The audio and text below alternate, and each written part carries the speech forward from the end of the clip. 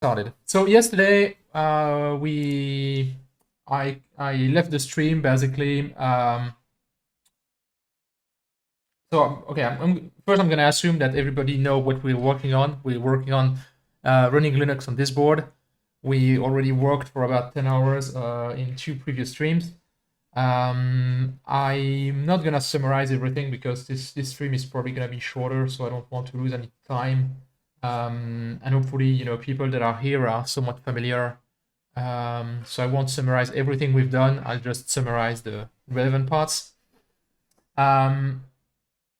So yesterday in the simulation, we saw that we had an illegal instruction. We traced back that illegal instruction to the memory being corrupted, and when looking at the wave, the output waveform, we saw that the corruption occurred somewhere like in the actual it was a simulation problem basically. It was writing to address where it shouldn't be writing. Yesterday I did trace that to its root cause. So the first thing is it's not a bug in the simulator, so it's not a CXXRTL is not at fault here. It performed well. It's my memsim block. So if you remember, in simulation, I replaced the HyperRAM controller with this thing, which is like a memory simulator, and this thing, it was just plain wrong. Like there was a bug in it. We can see that's the diff that I did to fix the problem, and basically this thing kind of emulates the command response protocol of the HyperRAM controller, and just as a backing as a huge memory basically. And the memory address that I was feeding to that memory was not the correct address, because there is some pipelining delay depending if it's a read or a write, and I was always giving the read address even when issuing a write, even though the write happens 2 cycles later, which means I was basically overwriting the memory at the wrong place. So I have no idea when I wrote this. I have no idea what I was thinking, because like as soon as I opened that file and looked at it, I mean it was kind of obvious that I was doing things wrong. I mean, since this is a purely simulation thing, I'm not gonna dive too much into it, but know that this has been fixed, and I have rerun the simulation. That's what we have here. That's the simulation running now. And what you can notice is that we are not, previously we were jumping to an illegal instruction and then staying in the BIOS, right? Emulating the illegal instruction, because that illegal instruction was invalid. Now, the perigos are high. We know that this is still not working, right? Because we tried this in hardware. We know it doesn't work in hardware, and obviously the hardware uses the real memory controller, which didn't have this problem, and it still didn't boot. And that's what the new simulation shows us, is that it still doesn't boot. It gets just from the look of the trace here, we get stuck somewhere and we just loop indefinitely. So what we're gonna do now is basically look at what's going on. So we're just gonna look at the PC of the thing. So here C0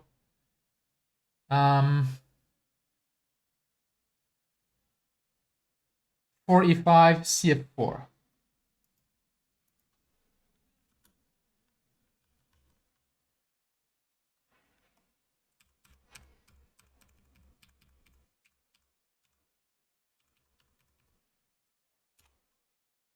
E5 CF4.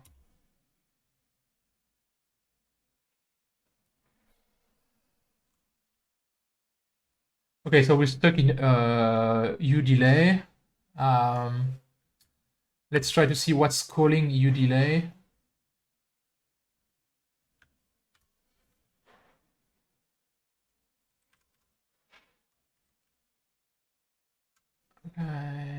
So we see that every time, here we see that it's calling RD time, and RD time is not supported, basically. And so that's why it enters the BIOS twice, because RD time is emulated as well.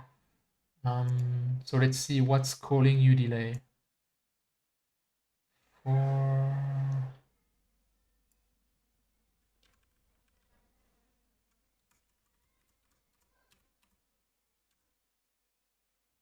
4E6 2B4. 4E6 2B4. Okay, that's a multiply. That doesn't help. So I'm just gonna scrub the PC until I see an address that's very different from this one, meaning I'm probably jumping to another function.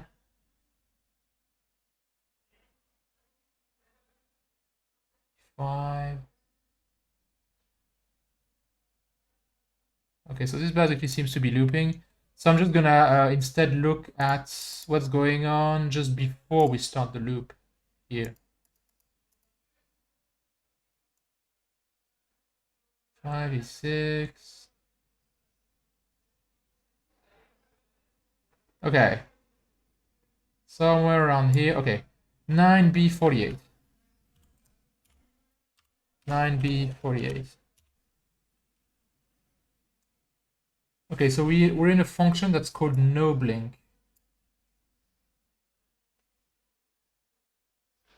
Practical and useful application, I seriously doubt it.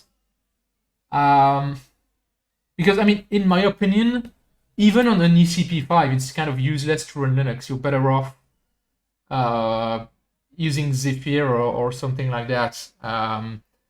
Running Linux in a softcore on an FPGA, unless you're talking like ultra scale or stuff like that, I think it's pretty much a waste of resource, basically.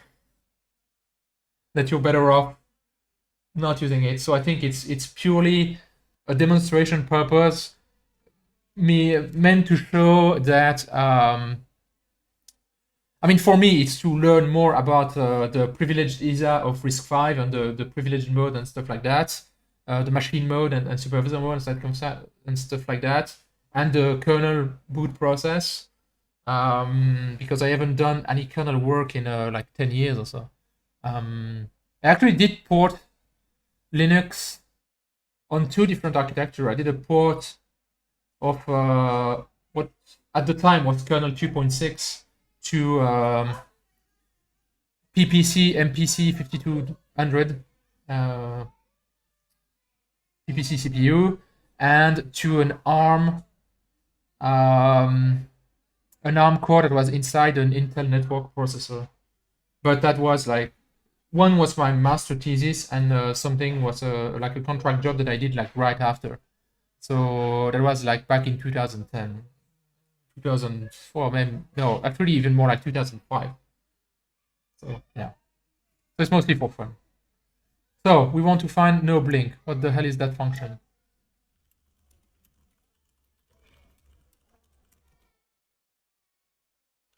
Okay.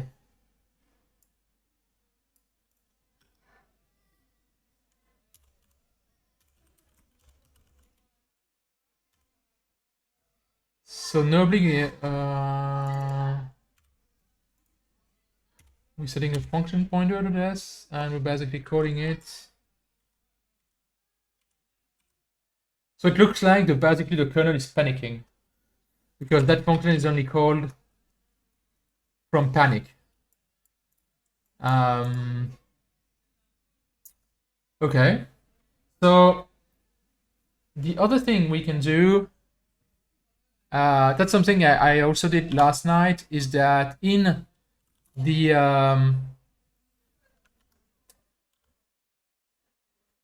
actually we can see the diff here. As I said, the simulation model for the memory in a 66RTL is a C++ block. It's implemented as a black box. And what I did is this, is that in the destructor, so basically when the simulation ends, I take the content of the memory and I write it down to /mem/bin, which is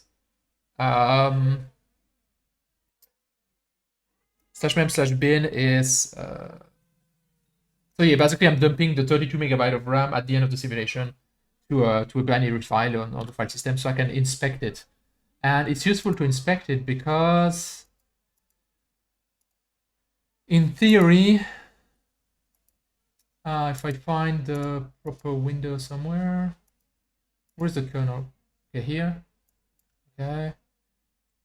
So if we dump the symbol of the kernel, somewhere in there, there should be a ring buffer, the printk ring buffer, which is where message get printed and stored until the console is set up. Because in our simulation, we can see that the UART isn't moving. Like the UART line, UARTX here, it's stuck at, I mean, I can unzoom here. It's not doing anything. So it's not transmitting anything on the console yet. But the messages, including the message from the panic that we just traced, should be somewhere in memory. We just need to find where. I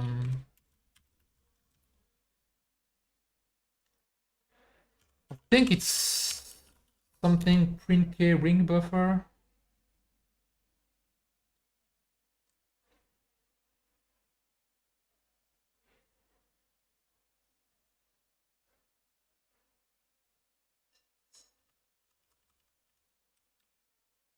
I think it's this.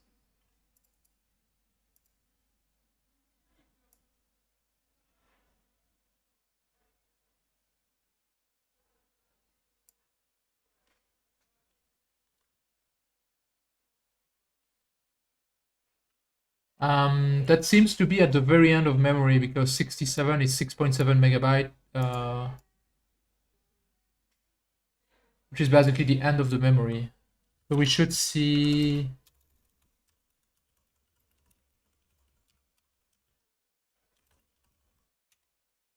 We go to the end of the memory. So at the end of the memory, obviously, we have our device tree, which is there.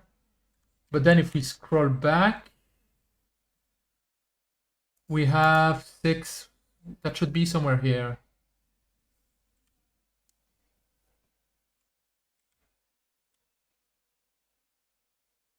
Yeah, that actually looks like kernel messages, right? This is what it should print at the beginning. And that looks like print k 00, and then we have an address and the function early SBI setup.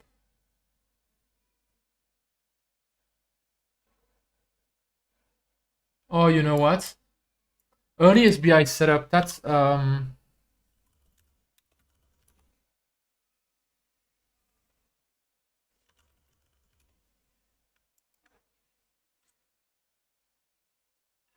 function I modified here. Because I thought that I wouldn't have SBI. That's something I modified during the first stream. I thought I wouldn't have SBI, but I do. I do have SBI in the end because I'm using the Lytix emulator BIOS thing, which provides SBI. Which means... So it's crashing here. Oh, yeah. Well, yeah. I mean, okay. This gets executed with the MMU turned on. So obviously I can't access the physical address there because it's not mapped. So what I did here is completely wrong. It's probably an illegal access because, yeah, you can't access this right now. But since I have SBI, what I can just do is just to restore it to its former thing. Rebuild. Because we have SBI, so we can use it without modification.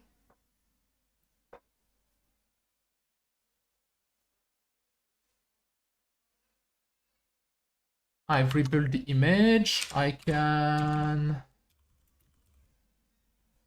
do this to rebuild that.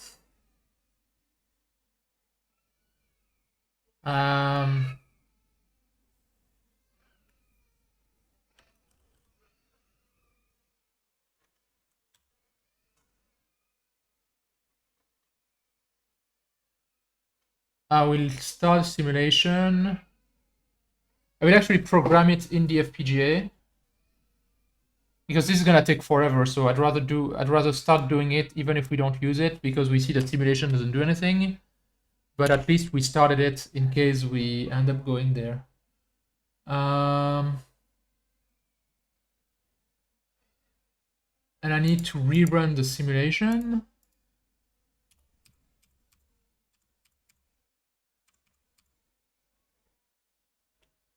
Yes. Oh, I did also change the simulation time, and I multiplied it by 2 or something. So it's taking like a couple of minutes now, but it's executing much more code.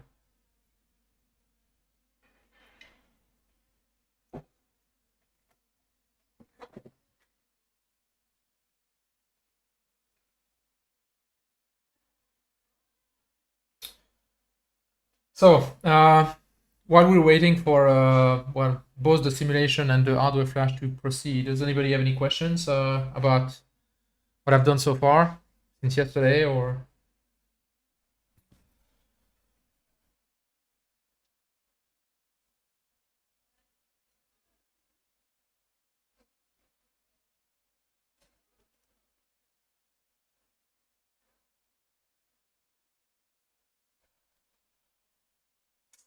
Oh, hi Michael, and hi Jared, by the way.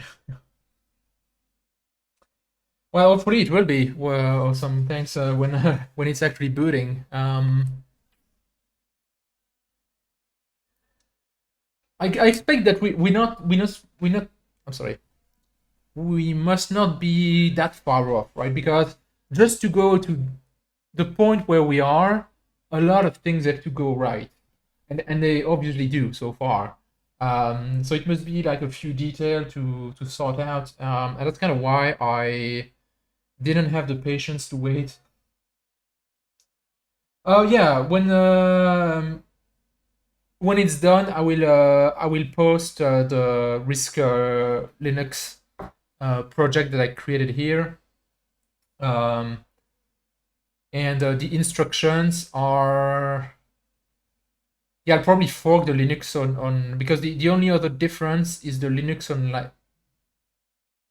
Lytix repo, where I changed a few config options. And I might have to push the fork of the Linux tree, because we're gonna have to change the UART driver, of course. But yeah, I mean, I definitely plan to post it so that it can be reproduced.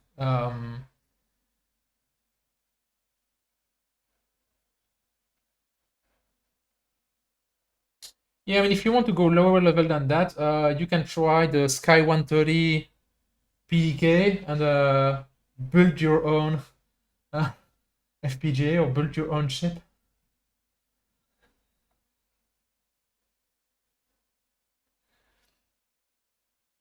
But then the waiting times are not a few minutes. Like we're still waiting for the chips that we sent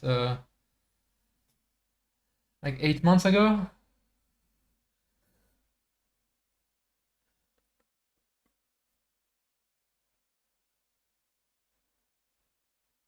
Oh, by the way, I also got some confirmation from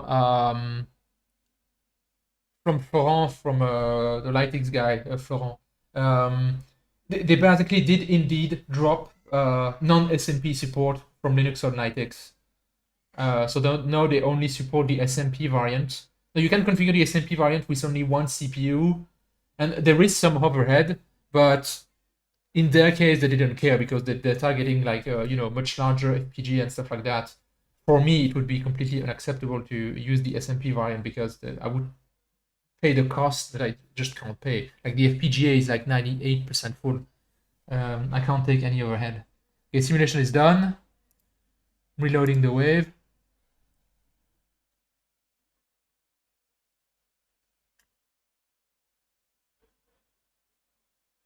And we'll see if that proceeds further, or if it's in another loop, or what it's doing.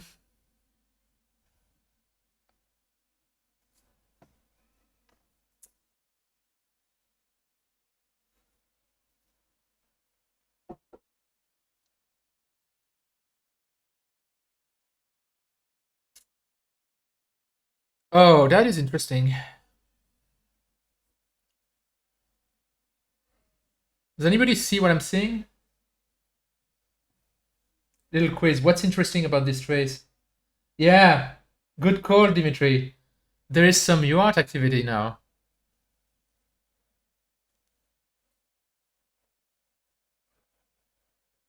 Okay. So I guess, I mean, we could try to decode that. We could just try to run it on hardware and see what it prints. I think that's gonna be easier. If it's finished flashing. Okay, it finished flashing, which means I should be able to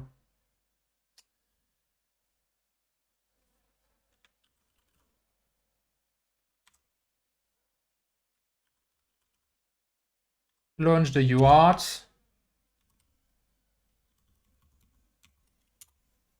And I'm just gonna do iCEBreaker. In theory, with iCEBreaker, there is a way to reboot. How do I do that? Okay, iCEBreaker-T will just reset the FPGA. Okay, so we get our AB. Then it's loading the 7 megabyte UH. Automatically decode? No, you can, because I actually wrote a script that interfaces GTK wave and allows to select a few trays and run them through the SIGROP protocol decoder. And then that means that you can, I've used that to decode USB basically to debug my USB core. I use that to decode SPI and stuff like that. But it's not a, I mean, it's not complicated, but it's also not a two clicks. Huh. Well, that's nice.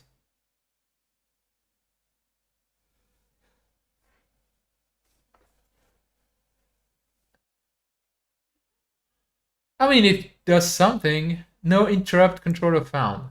Okay.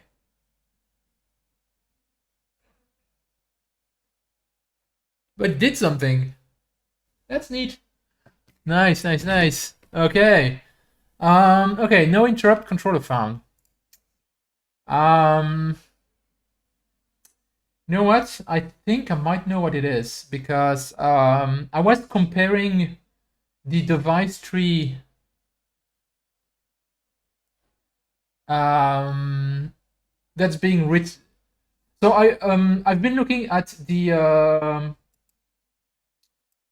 so yesterday GateCat sent me this, which is the commit where they switched the tool lighting the tools that generate the DTS. Yes, 32 megabyte of RAM is correct. I have four 64 megabits HyperRAM chips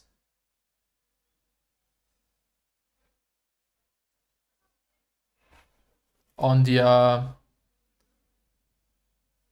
quad HyperRAM. You can see the 4 chips, and each of them is 64 megabits. I could actually even populate them with 128 megabits if I wanted to, and I have 64 megabyte of RAM. Anyway, so what I'm saying is that GitCat sent me this. And so what I'm gonna do is just like for the emulator, yes, the BIOS and SBI stuff is still stuffed in the block RAM. At some point, I will try to move it to HyperRAM just so I can reduce the amount of block RAM that I'm using and possibly add more cache and stuff like that. But at the moment, that was just easier to deal that way. But that's actually a good point because looking at this, I actually found something else. So I'm gonna check out this tree at this time basically. So let me here. The BIOS, we're not touching it at the moment, so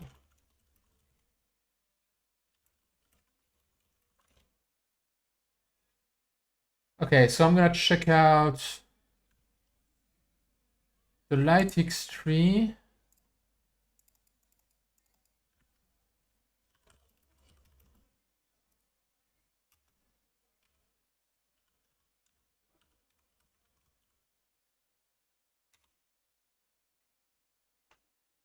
And I want to check out before they switch to SMP, basically. And so that's just before this commit. Ah, okay.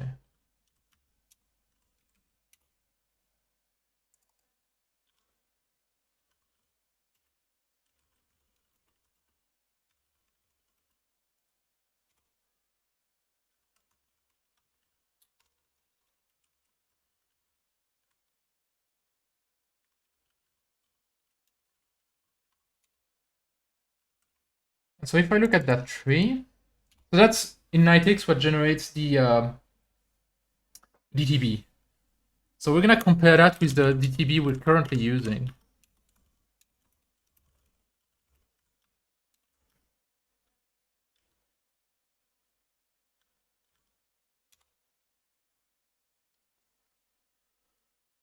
Um,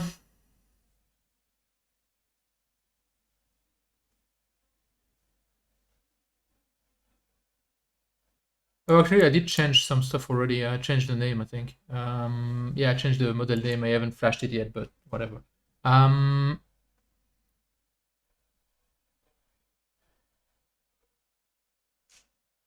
Header, address cell and size cell. Okay, so I have no idea what that does.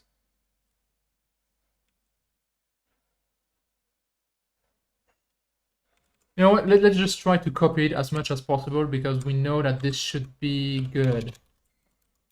So, okay.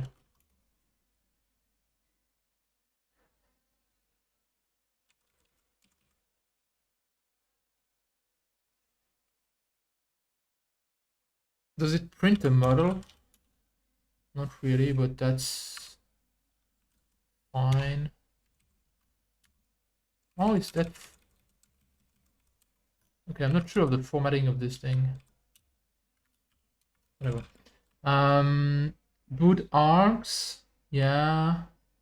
Root weight, console equal light UART, or icon equal SPI. So obviously that works. Slash def, slash from 0, init, slash binit, to redo. So that's correct. And then it does set the init.id. At the moment, we don't have an init.id loaded in memory, so we'll just skip that for now.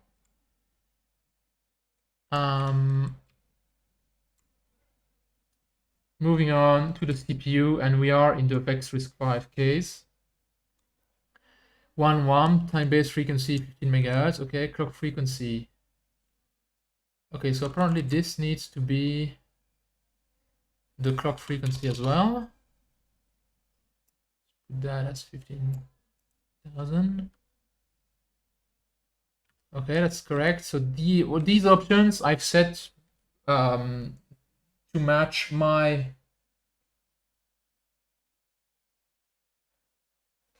my kernel configuration, so I'm not gonna change them. In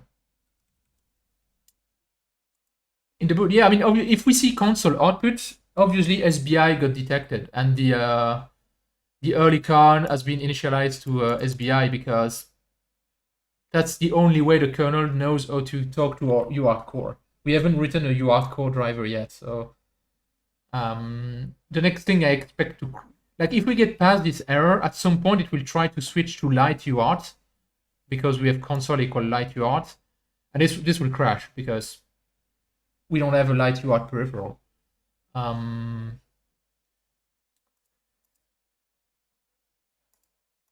Once we get there, we'll need to patch the driver to work with our UART, basically. So where was I?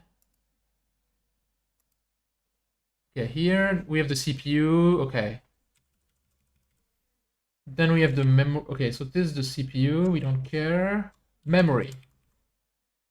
I mean, we know okay, that works. Device type equal memory, and then we have the main RAM base, main RAM size, and we have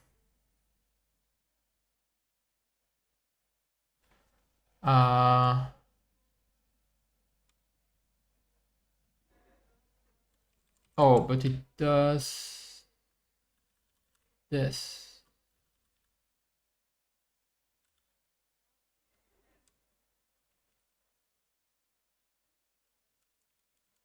Oh, I'm assuming that this is the address cell that I changed. 1 1. Here I have 0x.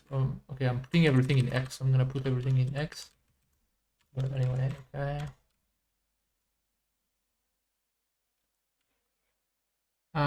Let's see. Okay, this is something we don't have at the moment, but that will. Oh, so what SBI is you can view it as the equivalent of the BIOS for RISC-V.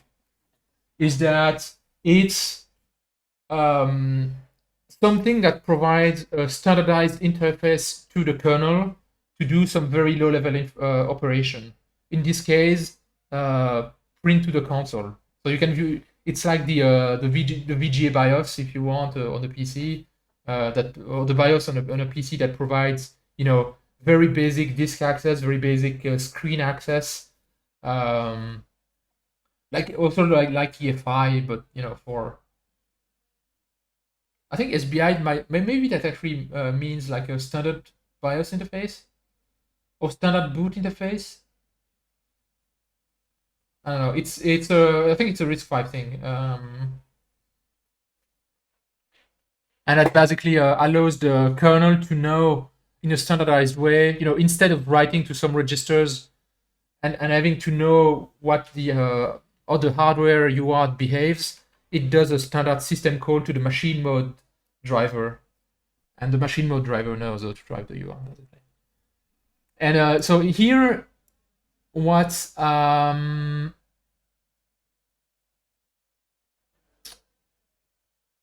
LightX does is it creates a reserved memory node, and this tells the Linux kernel where the emulator or the SBI BIOS basically is in memory so that it doesn't touch it. Now, right now we don't have to care about that because, as I said, it's in block RAM, so the kernel doesn't even know about the block RAM. But at some point we will want to move it to the main memory, and so I'm just gonna put the nodes here already and just comment it out for the future basically. And this basically tells it okay where it is and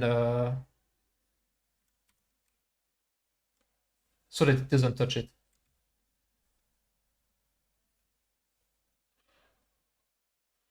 Okay, so we have again 1 1 bus frequency.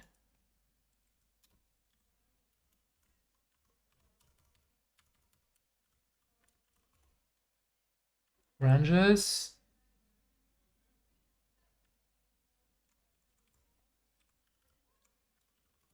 Then we are also here we have the light UART, which obviously isn't gonna work. But again, I think this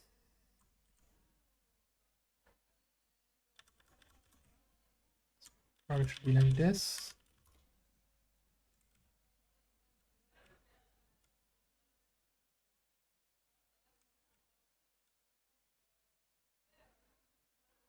Yeah, so we have the UART here, which is the only thing that I report. But more importantly, interrupt controller, which is what it's not finding in the currently. And so we're just gonna cut and paste this. Now the interrupt controller that we're using here is the one that's built into the VEX. So it's the same one as they're using it here, basically.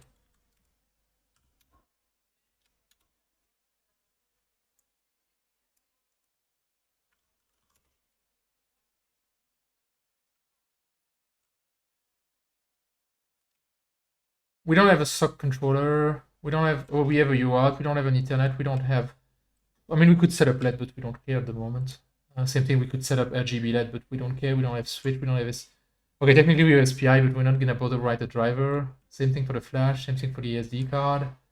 iCE40, ADC, frame buffer. Okay. Okay, technically we do have clocks, but not configurable. You know, that's for configurable clock.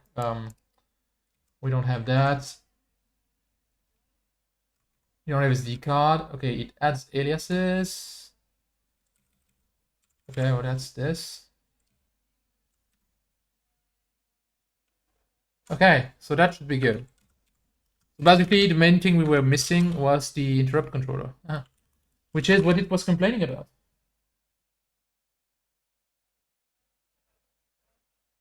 Oh,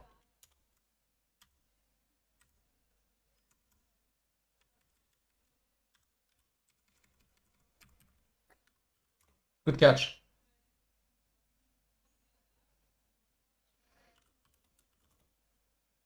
So, DTC. Okay. Input DTS, output DDB, RV32.DTS, RV32.DTB.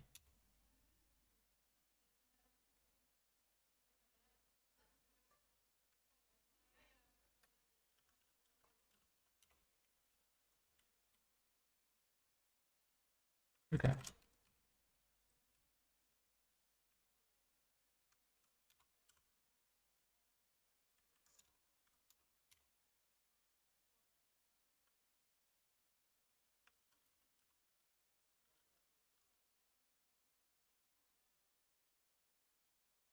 Okay, so it's complaining about the interrupt controller not having registers.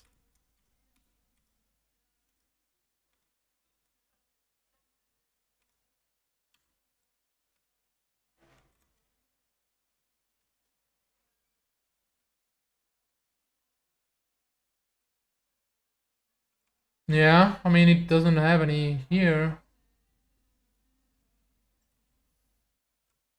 I mean, it was just a warning, right? So I'm just gonna assume that it's good.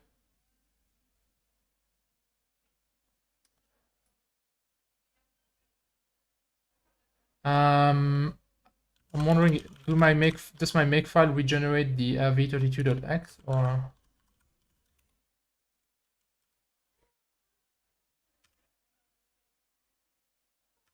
Yes, but it doesn't know.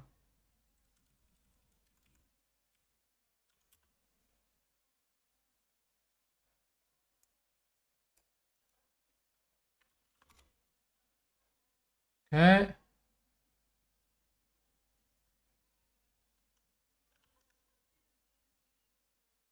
Um,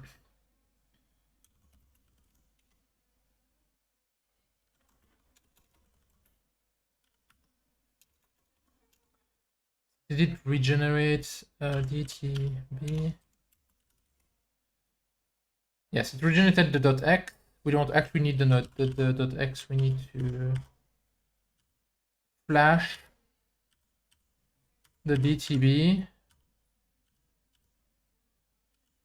Okay, I don't have it here. iCEBreaker at offset 9 megabytes. RV, what is that called? RV, no, DTB, RV32.DTB.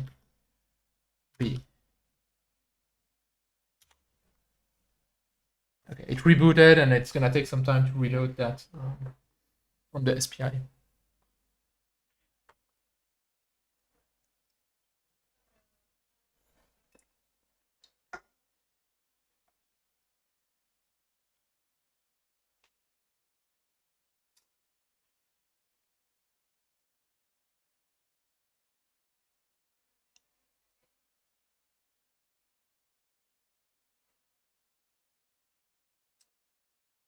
Um,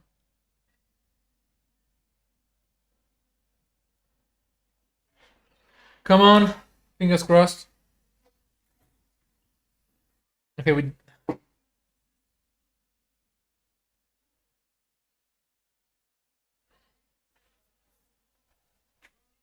Um.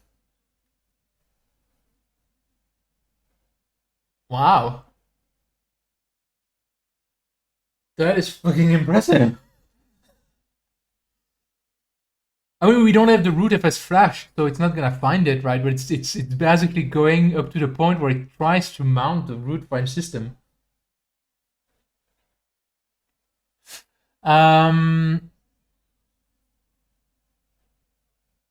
Okay, cool. Well, let's flash the root file system and okay. So I'm gonna put it at address 10 megabyte, I guess. So what I first need to update the DTS to include the nodes about it. Where is that?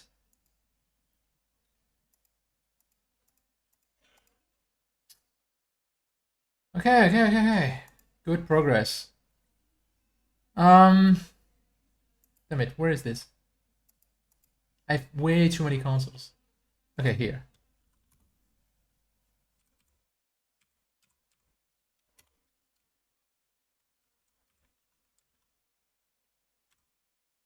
So it's... Oh, I need a start and end. Okay, what size is the...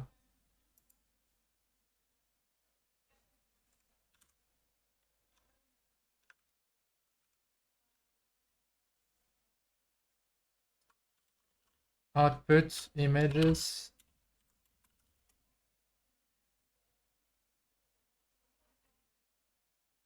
Isn't it supposed to be compressed? Should I compress it manually or?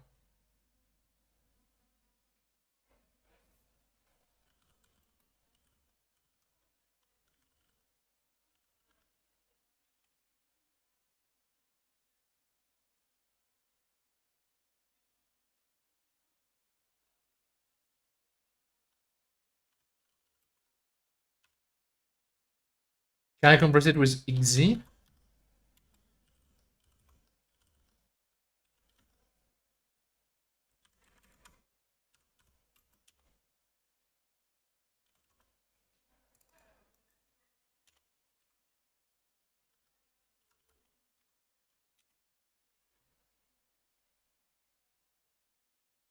should work, right? It should be able to...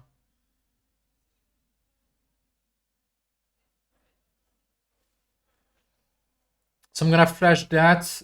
I'm gonna say that it's 1.5 megabyte. And so if I flash it at offset 9.5 megabytes, make x.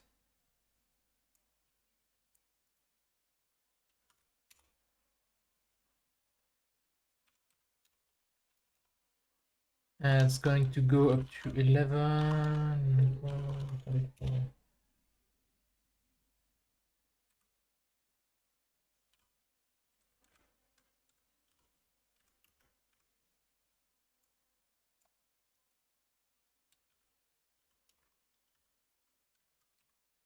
Basically, I'm reserving like a range of 1.5 megabytes.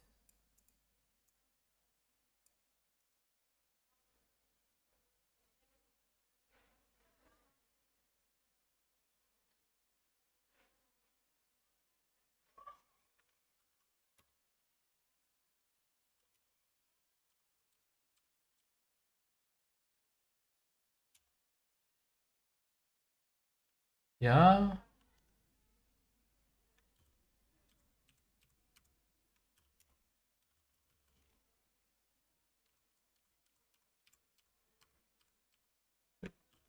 Yeah. Refresh the new DTV.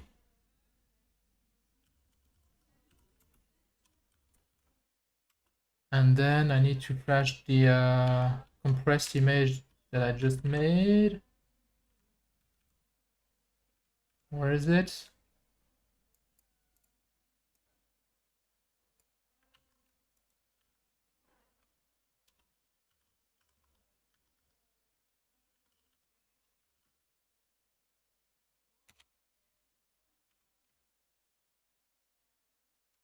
Huh.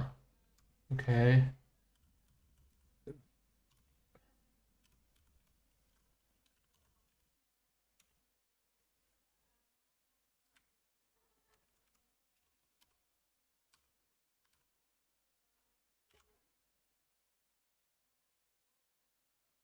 Okay, the nice thing is that it tried to load it. It says init RAM unpacking failed, invite my object, which is normal because we haven't actually flashed it yet. 9728K, yeah.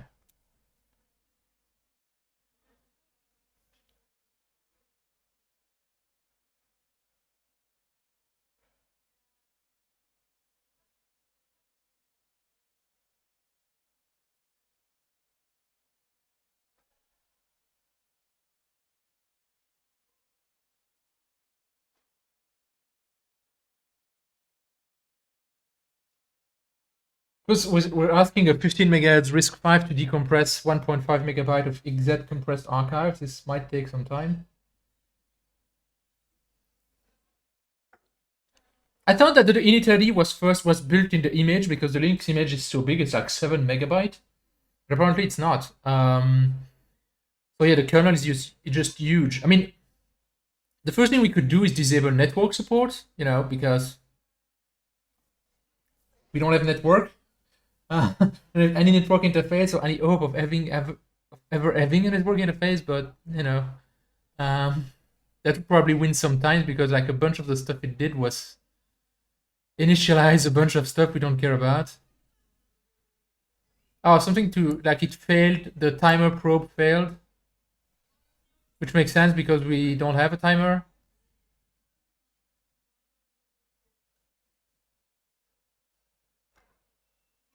So that's probably the next thing to fix after that. Okay, so it didn't work. Invalid magic at the start of a compressed archive.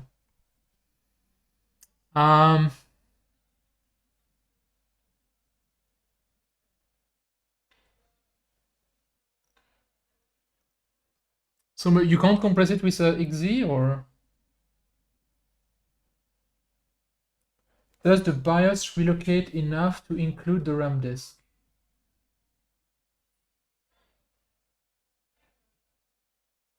No.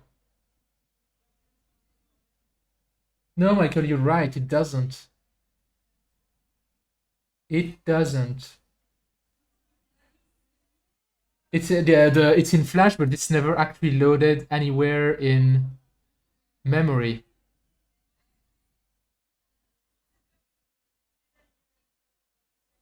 Yep, that's the problem. Yeah, Dimitri, that's the next. I did use the CPIO, right? I flashed the I XZ compressed the CPIO, which as far as I know is supported. You should be able to compress the CPIO. The CPIO is compressed already? I don't think so because it was 4 megabyte before and it's 1.5 megabyte now. So if it was compressed, it was really badly compressed. But anyway, you're right. I need to copy data. So I need to fix that up.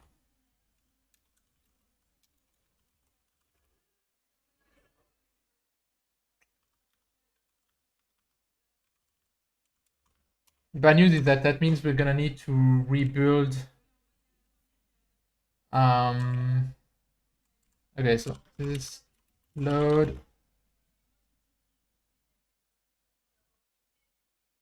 PTB.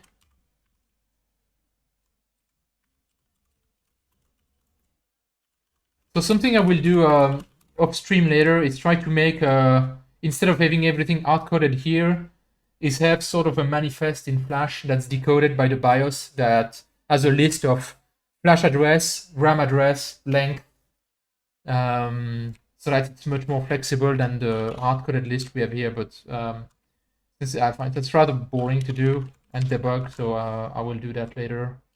Here I will just quickly hard-code that we need to load. So we need to flash it at 4. What address did I put it at?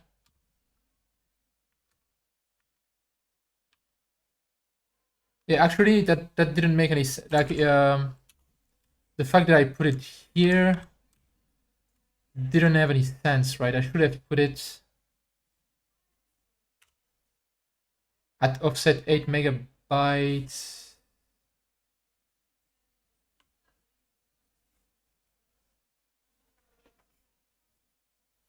because I put the DTB.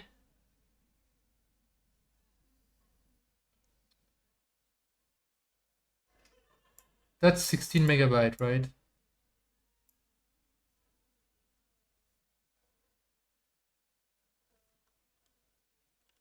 Oh wait, no, that's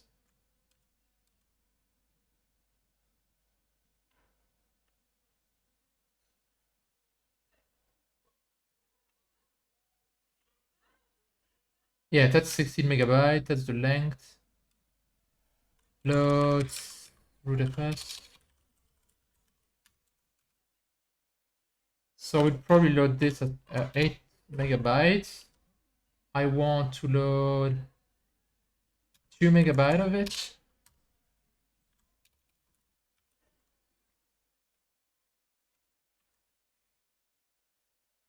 And we loaded it at offset.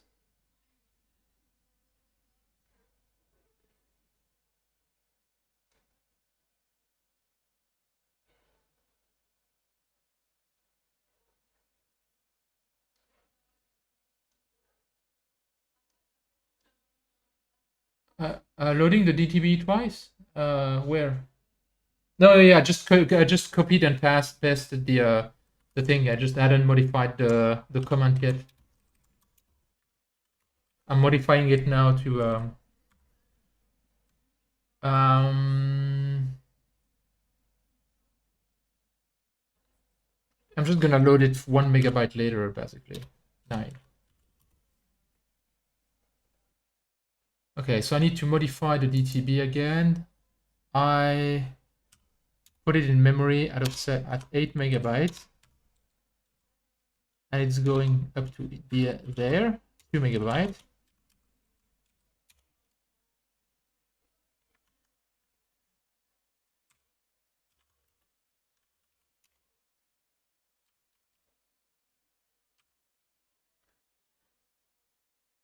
The DTB is at offset 9 megabytes. This is at offset 10 megabytes.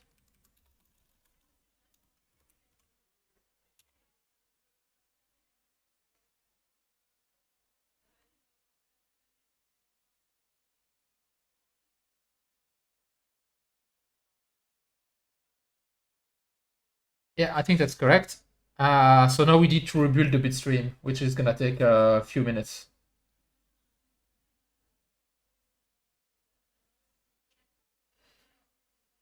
I mean, it's gonna try to reboot. It's not gonna work, but it doesn't matter.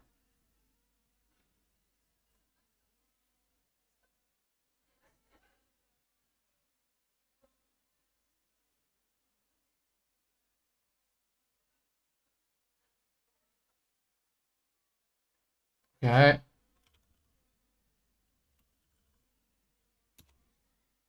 Yeah, that's gonna take a while.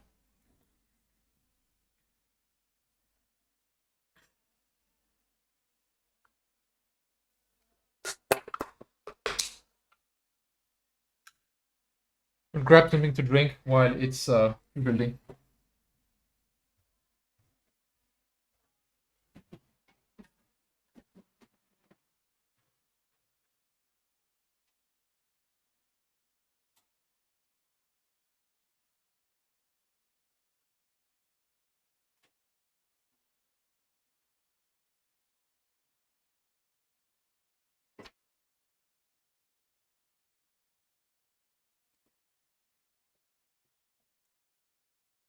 Yeah, just reboot it because we flashed, but it still doesn't load the.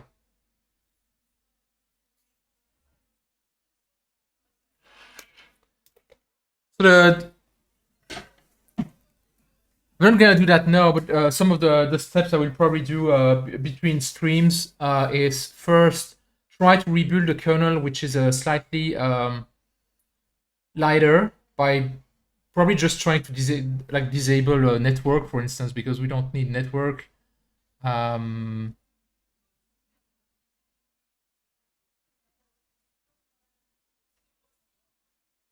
would probably already free a bunch of stuff. I'll check other option that maybe we can disable. like the FPGA manager framework, we don't need anything because we can't reload the FPGA while we're running. I don't know what kind of driver we have. iCE40 support as well. We can remove that kind of stuff. Actually, iCE40 we could actually leave and write an iCE40 driver. Yeah, recognize the T-shirt.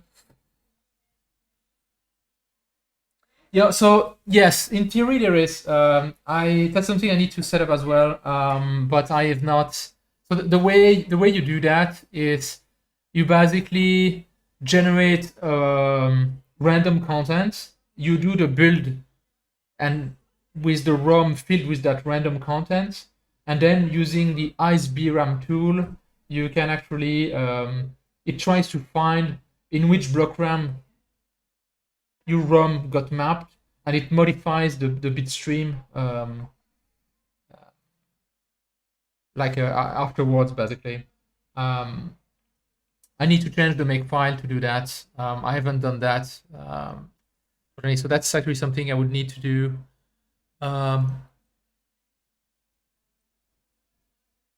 Before next stream. Actually, I'm gonna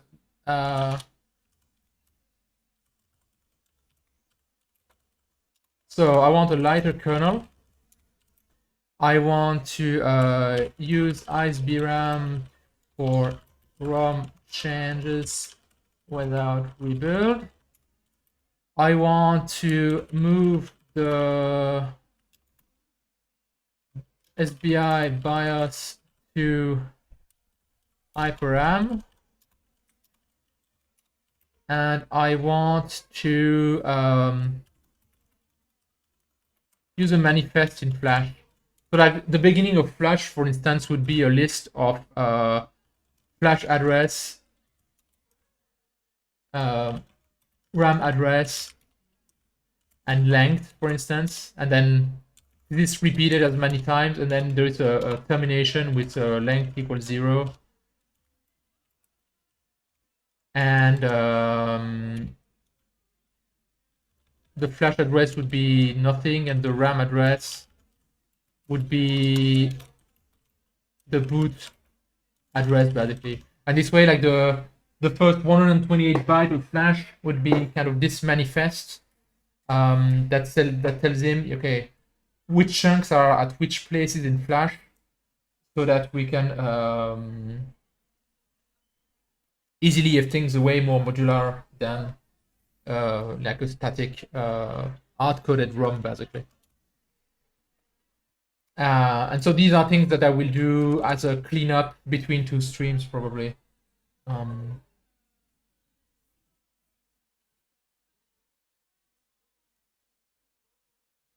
Among the things that I will do on stream and that we'll probably need to look into next is timer support and UART console support.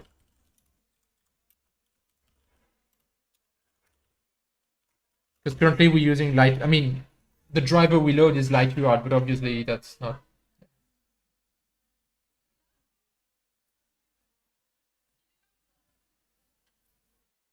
So magic? What is magic?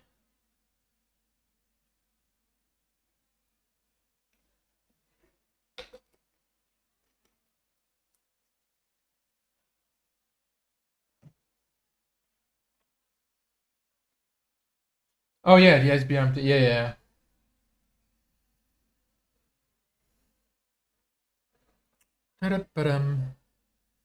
Come on. Getting there slowly.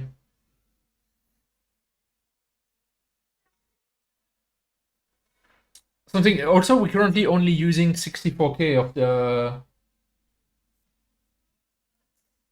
internal RAM. Like we haven't switched to using 128K of flash of cache. But actually, I want to see how it performs with 64K, and then boost it to 120K and see if we actually see a difference or not.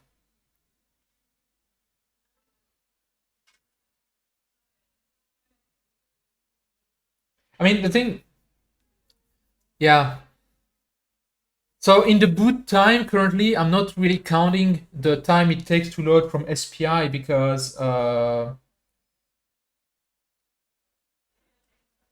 Yeah. I did mention it, Peter.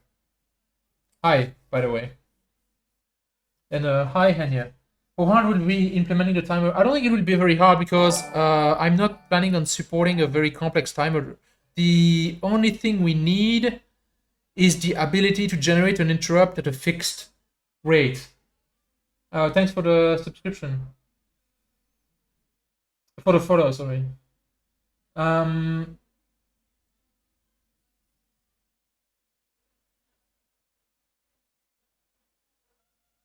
so to generate an interrupt at a fixed rate, it shouldn't take that much resources. It's really just a counter.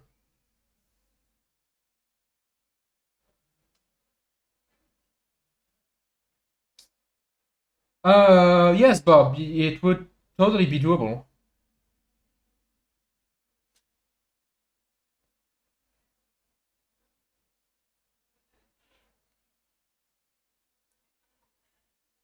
Sorry, I have a wooden shard in my hand.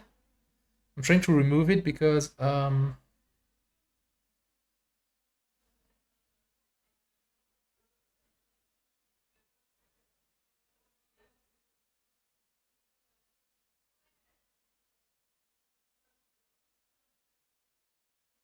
give me a second while it's building. I'm trying to remove the splinter.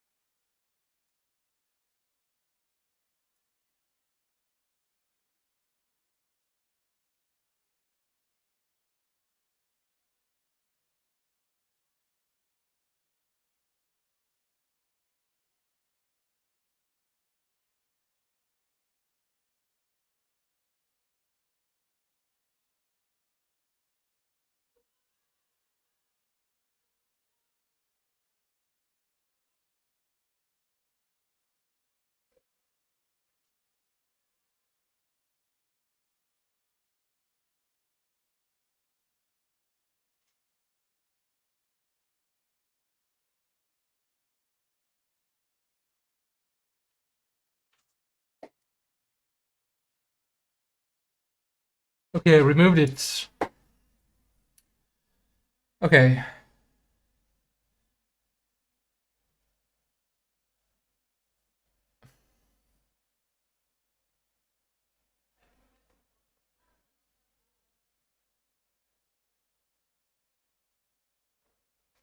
And it's something that's moving in the stream. Yeah. Well, you know, if you're talking amongst yourself, the chat moves. Yeah, it looks like I didn't include the XZ unpacker. That would be kind of embarrassing. I thought I saw the.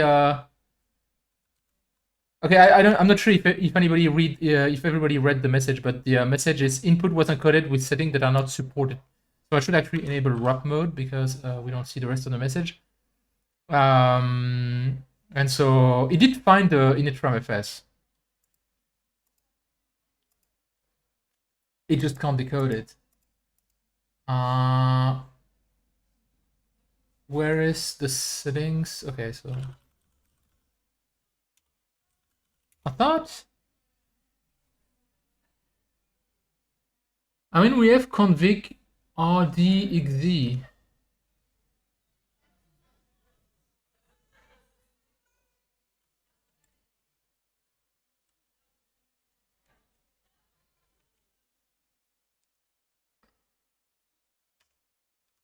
You know what? I'm just gonna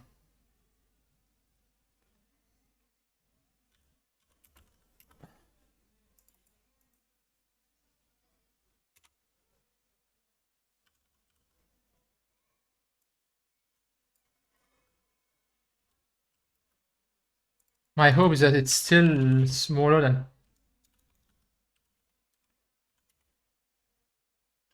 Okay, so it's smaller than 2 megabyte. That's smaller than 2 megabyte, right?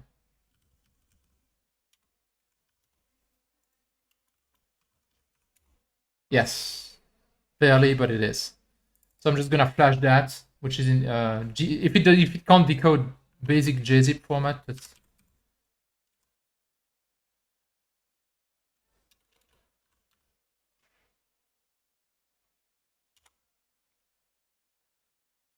okay. Let me catch up on chat because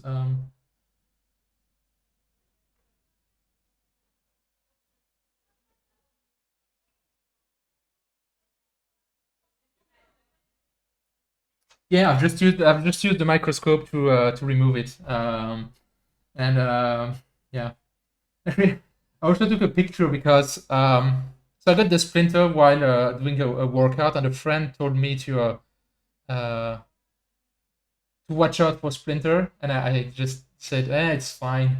And then yeah, I just got one, so took a picture so I could send it to tell him, okay, you were right.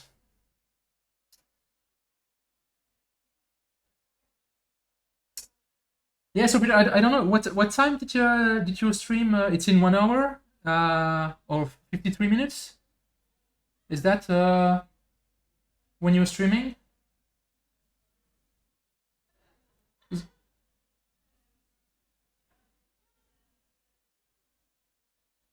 Okay, but I mean, yeah. If you want to start early, just just warn me, and we'll raid you once you're online, because pretty much I wanted to stream today because I didn't want to.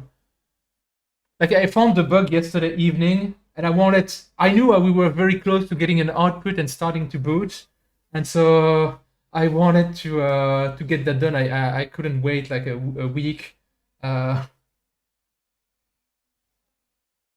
yeah, exactly. Just make sure to ping me here, because obviously I'm not reading my mail and notification at the moment. So um, okay, we're getting there. Come on, come on.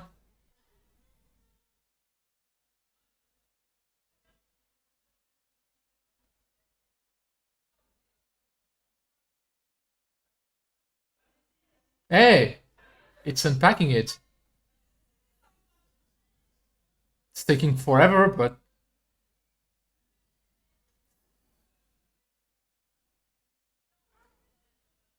come on. So the bad news. Oh, that's unfortunate.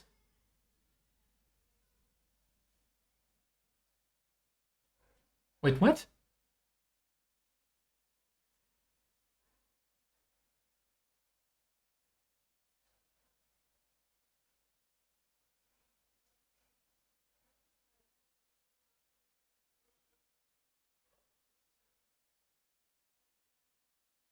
What's going on here? We have unpacking. Oh, it says unpacking failed, and then it tries to run init and expect it to work. Yeah, but at the start of compressed archive, but I would expect it to. Okay, I'm starting to wonder if I'm flashing the right thing.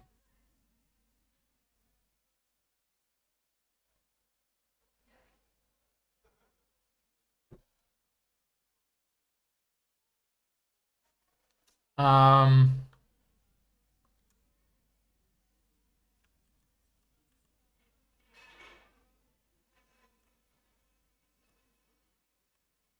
where is my console with yeah, build root?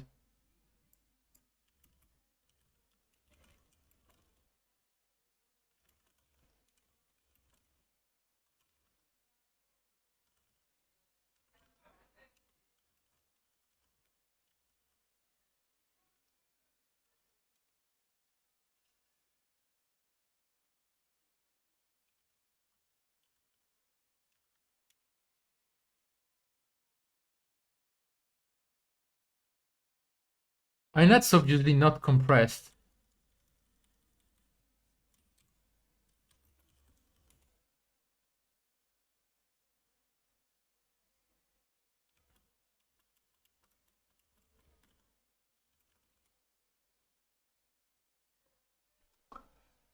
Hmm.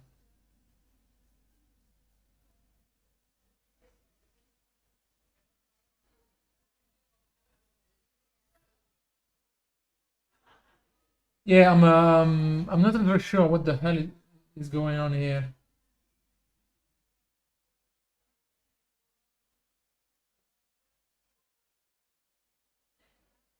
I,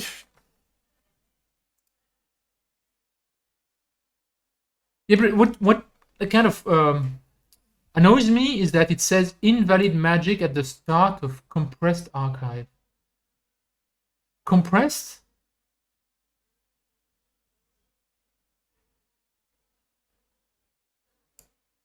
I'm just gonna look in the source, right, to see what the hell it's doing. Um, Something else is that this won't work. As in the entire image here. If I go to target,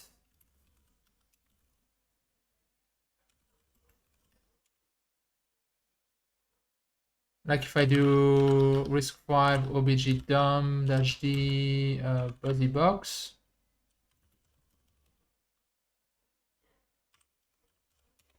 yeah, see, it has been compressed with, it has been the entire user land has been compressed with the M extension enabled, which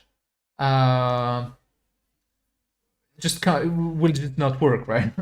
Because we don't have the mul extension enabled, which means that we actually need to rebuild the entire user land without the M extension. And I have absolutely no idea how to modify build root to do that. But I would like to at least get to the point where it doesn't throw an error when it tries to decompress. I'm just gonna grab that error. If anybody knows in BusyBox how to change the architecture,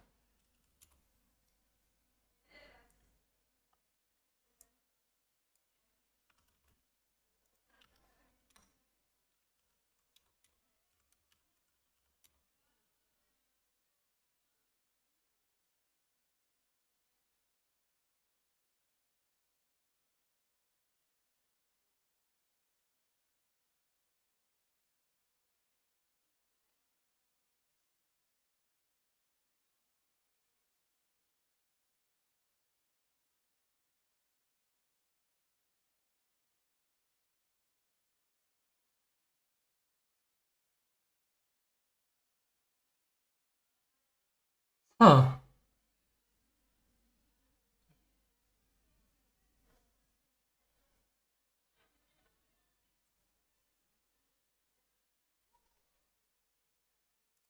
So unpack to root of us.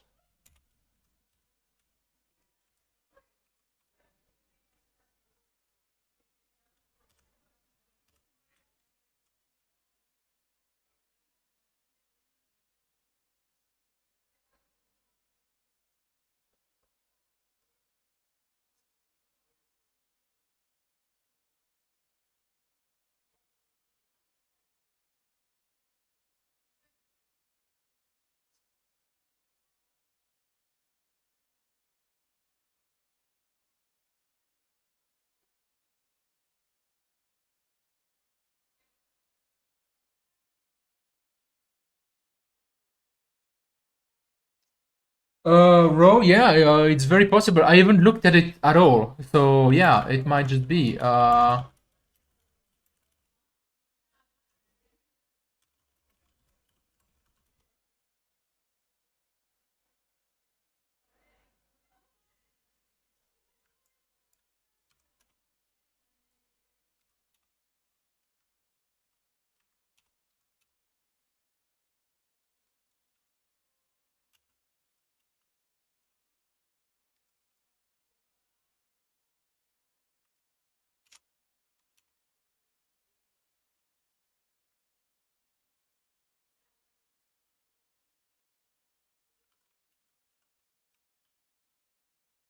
Actually, next analytics.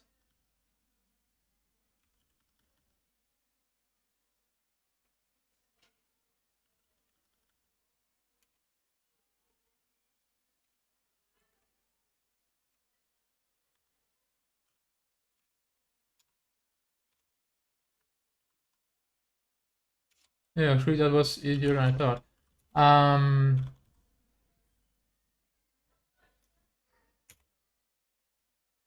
I have no idea if it's gonna rebuild or not. I don't think it did.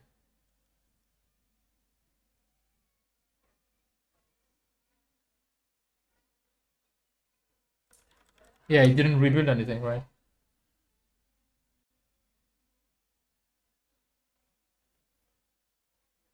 Yeah, I think that's what I just did by modifying this thing because the I'm using the Lytx Vexris 5 def config, which has its own configuration, and so it had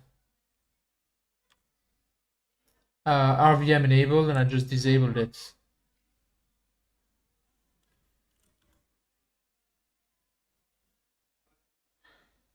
No, the thing is, I can do a make clean. Okay, currently I created that file. Yeah, I guess I'm just gonna make clean and rebuild everything, but that might take a while.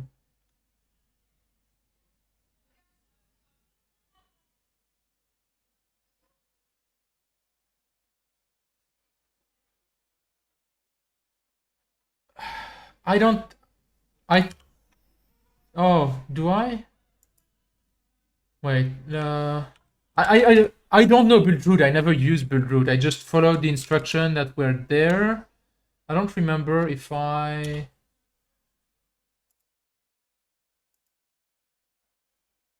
Let me see what I typed.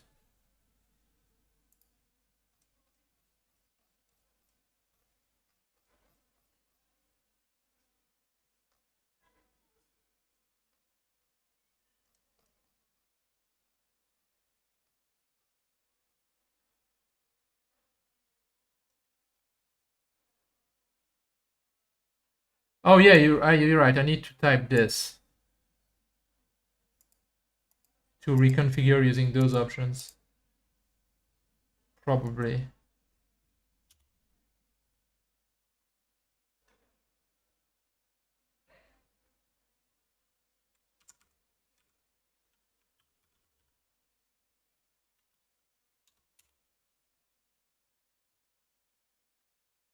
I'm assuming it's gonna take forever. So okay, it still didn't rebuild. So I guess I need to do make clean.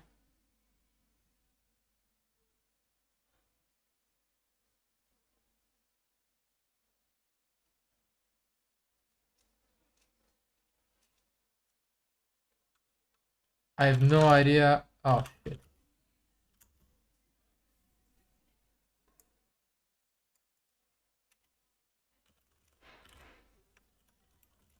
Okay, yeah, so that cleaned up absolutely everything. Okay.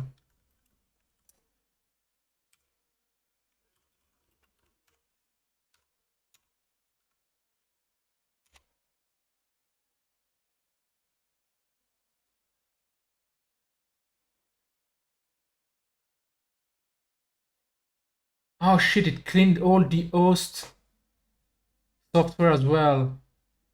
So it's gonna rebuild the toolchain and everything. Oh my god. Ah, fuck. Okay, so this is gonna take forever. Well, yeah, it does use the same cat config thing, but the thing is, I'm using like Linux on Lytx has its own sort of pre-made configuration. Like I never touched that kconfig thing basically. Um,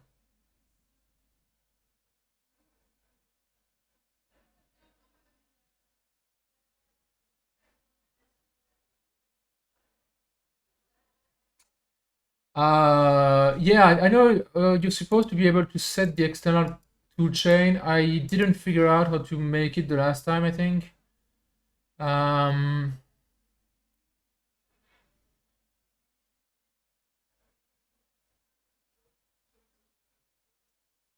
but it needs to build a bunch of internal thing anyway. Yeah, I know this should work. It's just gonna take forever.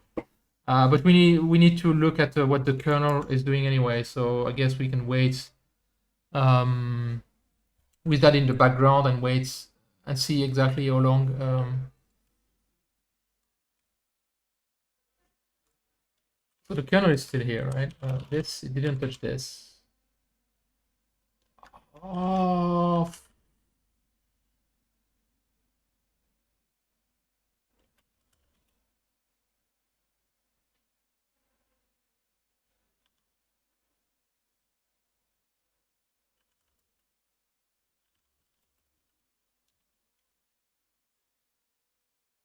because my tree here, I had pointed it to something inside here, right?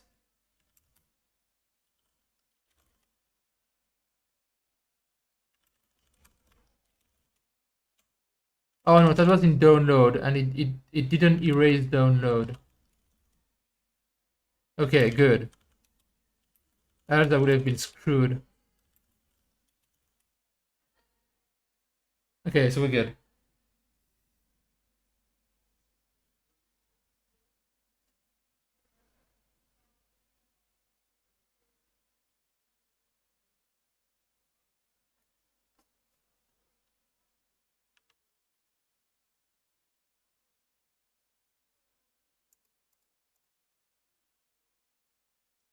So I'm just gonna first read all the message to see if there is anything earlier.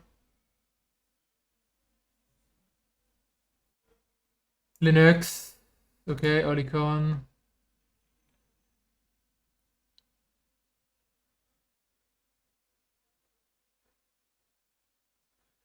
Okay, memory. IRQ chip, random.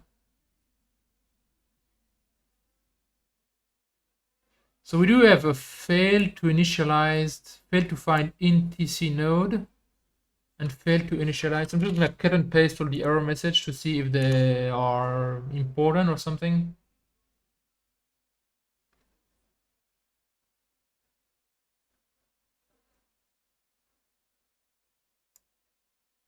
Timer, yeah, failed. Get clock, calibrating delay do, value using timer frequency. Okay, mount, blah blah, def PTS. Okay, all of that works. Oh fuck, I'm not looking at the latest boot. It is the latest boot, but that didn't change much. Timer found.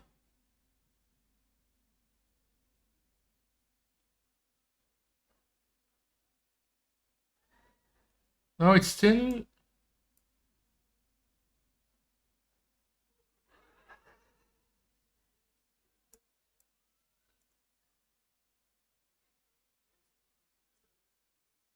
Okay, so we have up unpacking and then erase down. Okay, so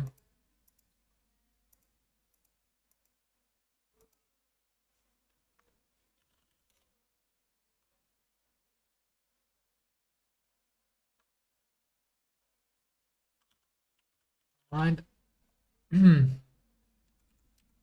Let's go back to this and try to understand what it's trying to do.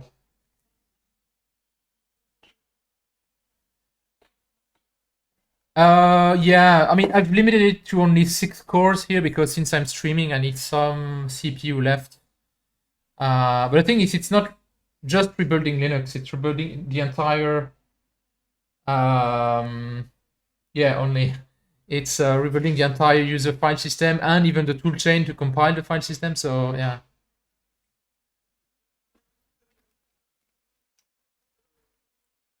Should be able to see how much, like if I do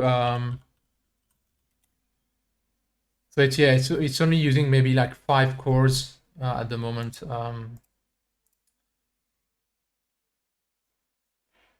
but it's using multi-core.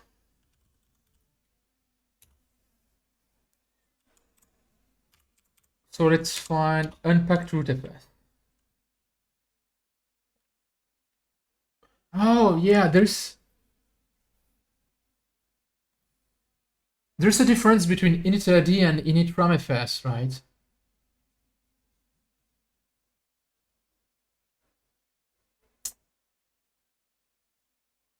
And I'm just not sure which one we have configured here.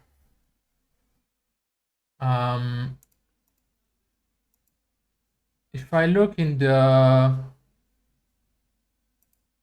Do I have it open somewhere?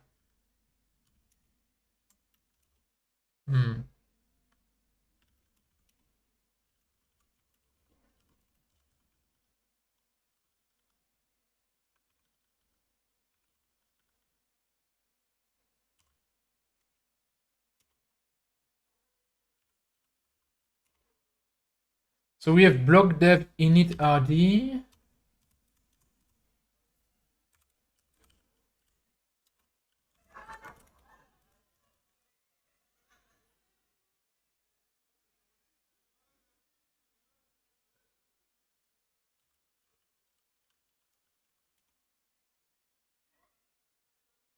I mean, it's not set here, but that doesn't mean it's not set because these are just the difference between the.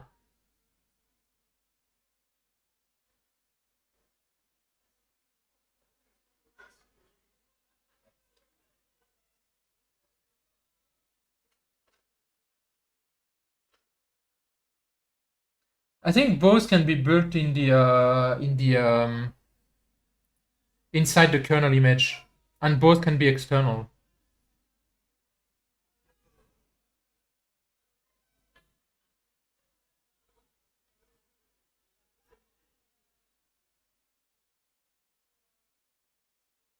But I don't know if it's just a gzip file or if I need some header or if it needs to have a special name or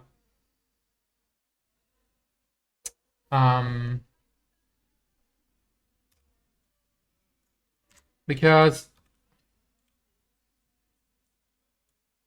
so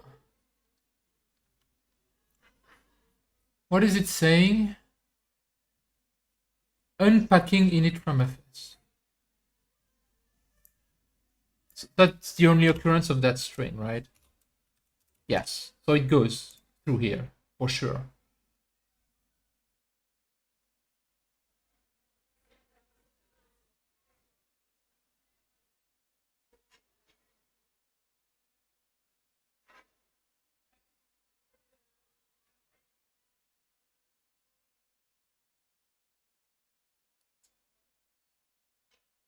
Oh, but why didn't it print this?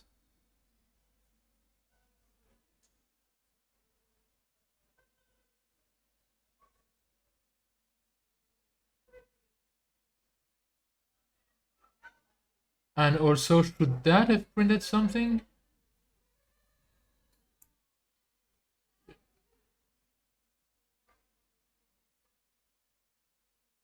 Init start.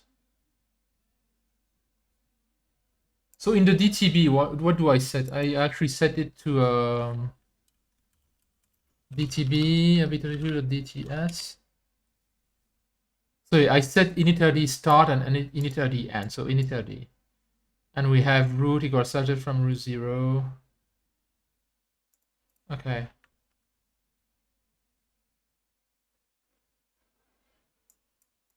And I'm assuming those two symbols are set to nothing, and that's why this probably doesn't do anything. Of course, I can't test it because I don't have the kernel. I erased it. I think it's actually rebuilding the kernel right now.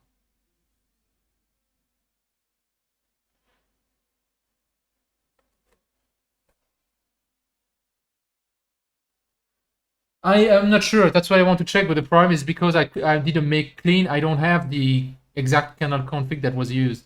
It's rebuilding it right now, so I should be able to actually go in build root output build. Okay, so it finished rebuilding everything.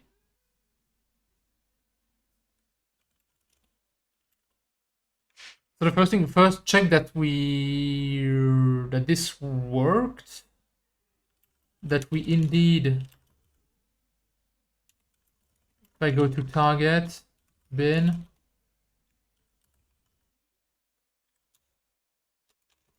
if I dump BusyBox,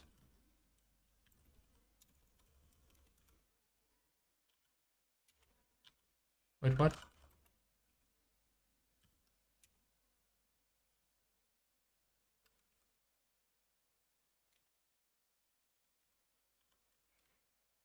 Oh, it's the. We don't have any mul instruction or any div instruction, which means it did get reboot. It did get rebuilt without the m instruction, which is good because now that means that we have a user space that has an actual chance of running. That's what's definitely worth doing. So now I can go to where it built the kernel.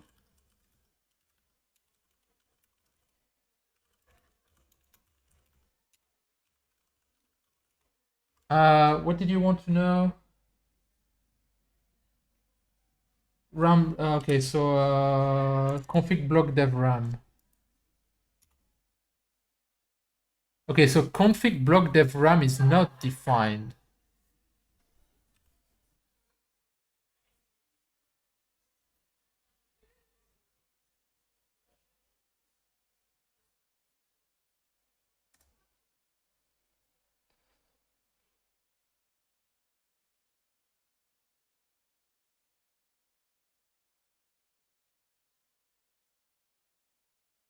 And I wanted to see those symbols. My guess is that this is the built-in one. So those symbols should be defined to nothing, basically. Embed obj dump -t vm linux.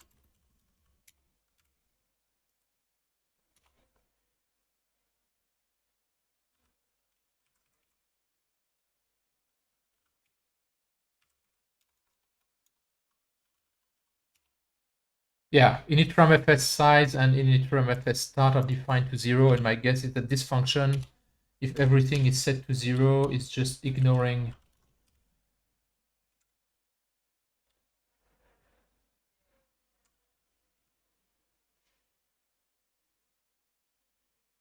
Well, actually, I don't see where it ignores it.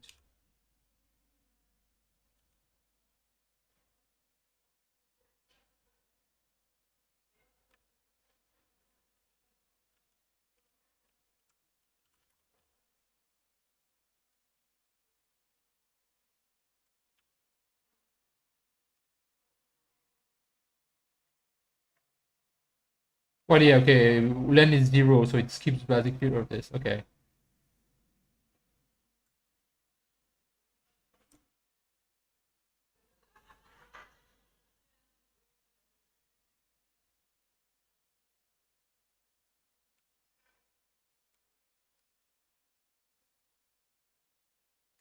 Oh, no, I think I know.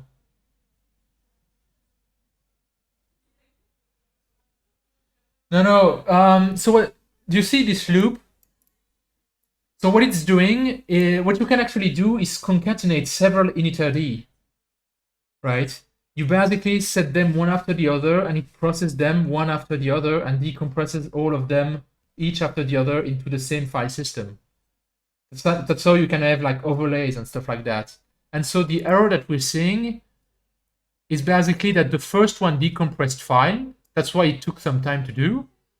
And then it finished decompressing the first one. It tries the second one. I mean, basically what's after, and that fails because there is only 00 or FFF, and so that fails. That's because here the Linux initd end that I give is not the real one. Like I just put a 2 megabyte basically.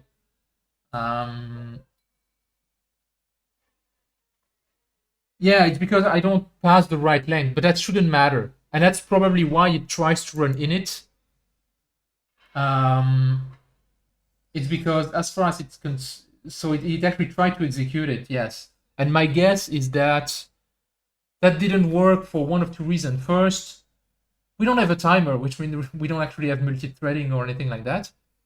And two, it was a multiply. it had multiply instruction expected to be present, and they were not present. Let me just ban that user first.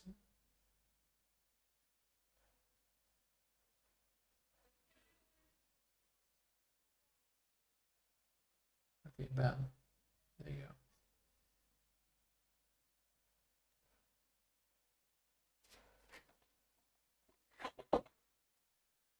So what I need to do is try to update the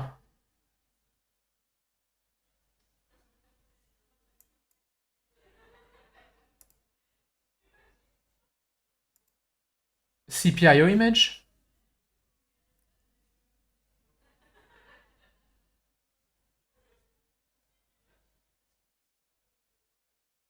Where is it? Oh, it's here. Output image.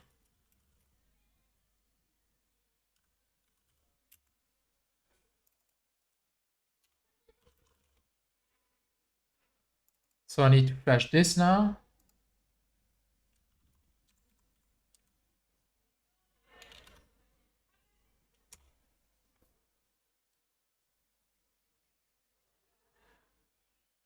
Of course, we also have the problem that we don't have a console, right? Because it says unable to open an initial console because the LightUR driver failed, of course. So we might need to look at LightUR.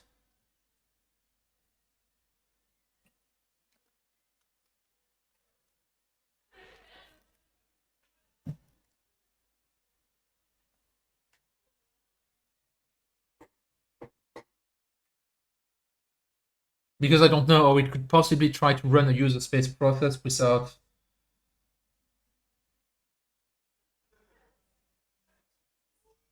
the console, because the it wouldn't output anything, right?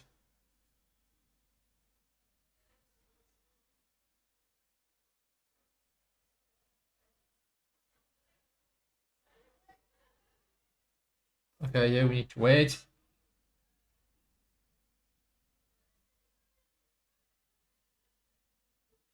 I'm actually surprised that it says cannot open initial console and that it didn't crash. What I expected to do is basically crash.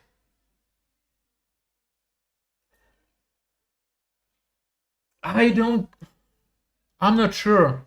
I think at some, because there is only an early con driver for the SBI console, and early con is really the early stuff, and at some point it switches over to, or it should switch over. At least that's my understanding. I don't think you can, because I don't think early con can output user space stuff.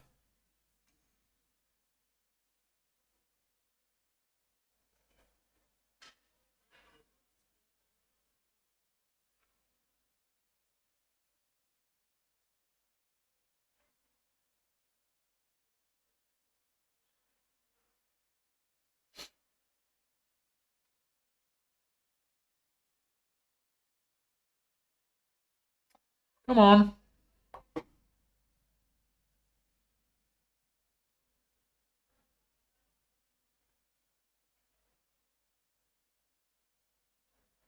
Okay, so it's basically doing the same thing.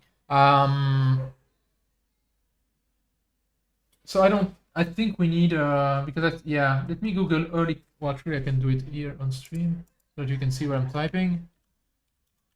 Earlycon Linux.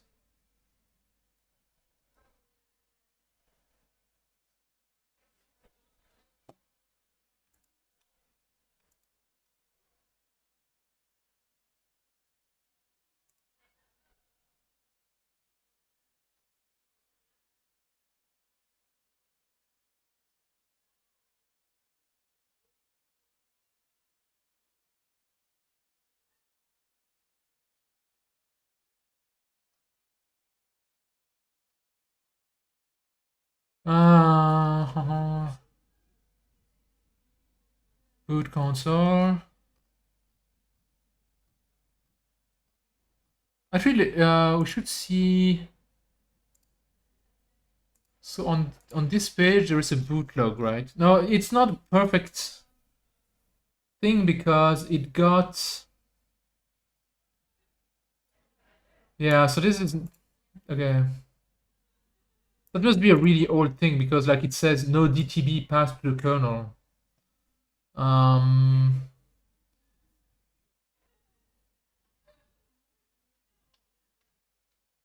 And so there is no mention of the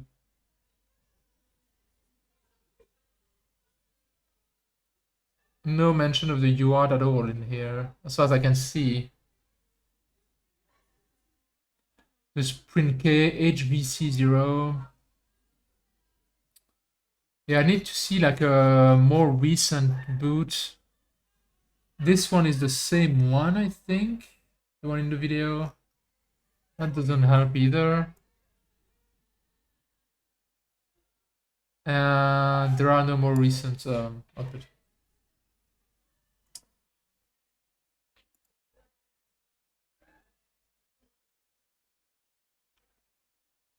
Because if we look in the kernel source code,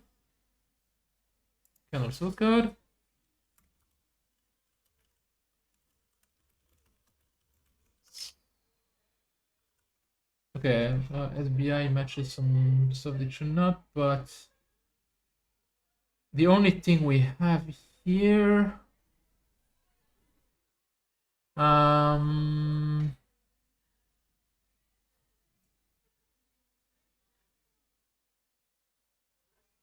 okay, there's this thing actually, HVC RISC-V SBI.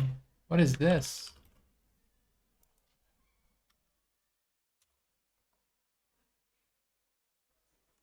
Oh no, yeah, there is this.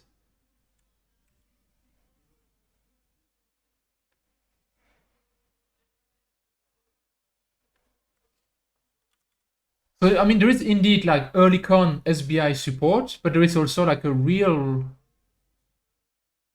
thing here that has TTIY get and put.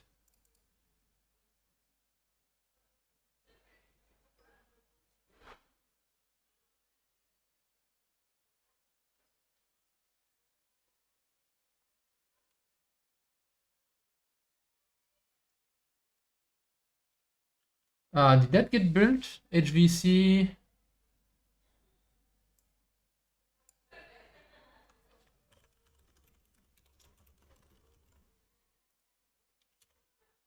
Yes, it got included.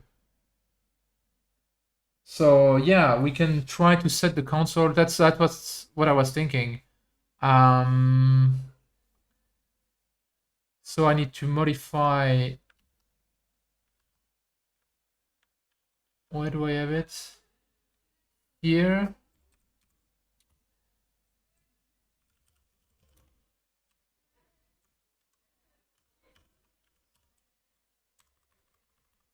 But the question is, do we need it in the device tree as well?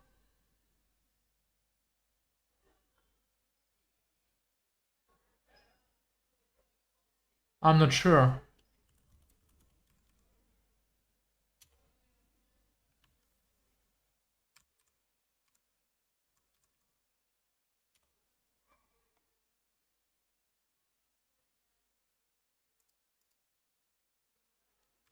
Because how is that probed?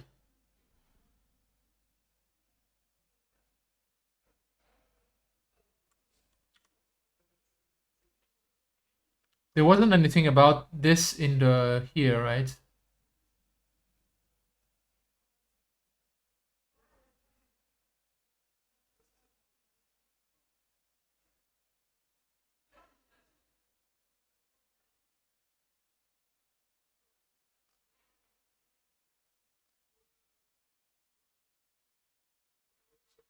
But was it?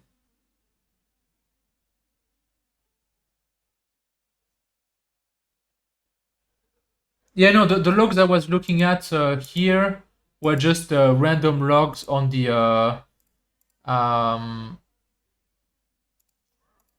Linux for Lytix thing. I was just trying to see, okay, that's a known working boot. What's going on there? And here there is reference to an HVC0 indeed.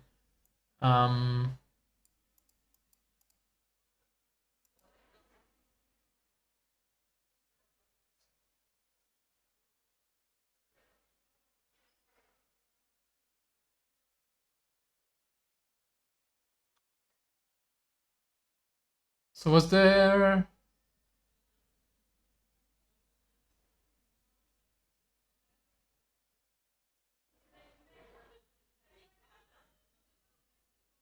Oh yeah, I have no idea why it says it twice.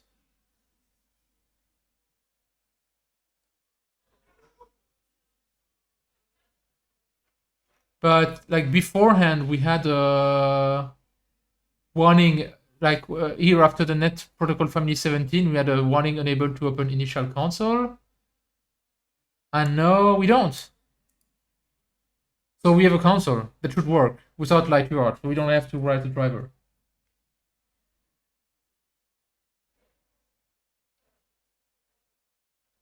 So we're still missing timer. So I guess we should do that now. Okay. So timer.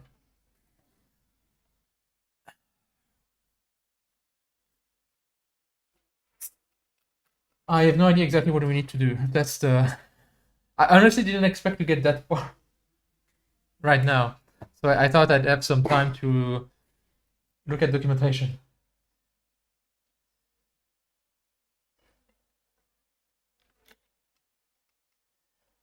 Oh, Starry. Yeah, good call. Yeah, probably. That's why it's printed twice.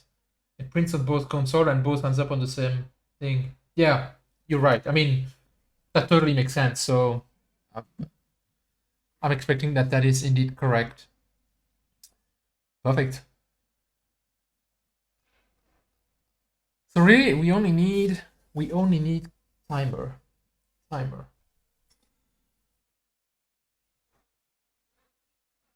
So we're gonna need to do two things, right? We're gonna need some software support of some sort. I have no idea how it works. Oh, it should be working for the light fixing. For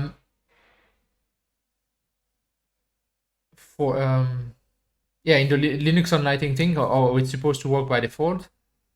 So I want to figure out how the software layer part works so that I know what kind of hardware I need to implement, basically. Then I'll implement the hardware. Implementing the hardware should be really trivial because um, I'm expecting that I don't need to do much, basically. I'm hoping that's true. Because we don't have a lot of like I implemented the standard RISC-V timer with M time and M time CMP. I actually implemented that for another project for the ECP5 thing. Michael knows, so I could just copy that over. But the problem is it's two 64-bit registers and one 64-bit comparators. That is nearly 200 LCs. We don't have 200 LCs. So, yeah.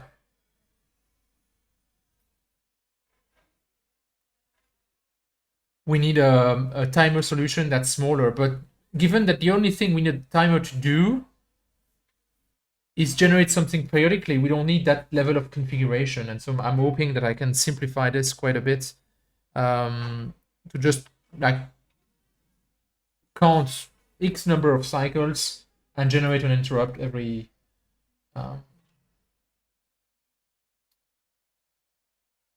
cycle, basically.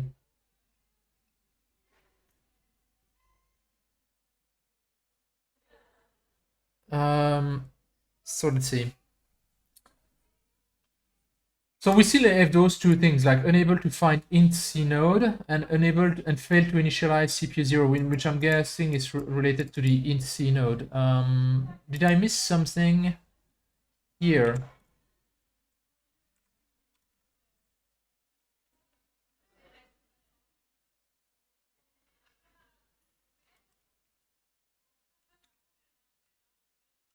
I mean, I don't think so. I don't see int.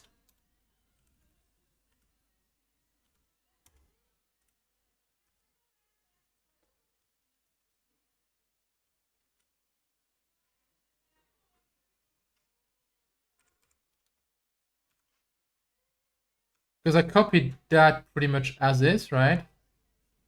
Oh wait, what is the INC? Okay, so INC is in SOC, right? Yes, it is. That's correct. We're good. Yes, we're good.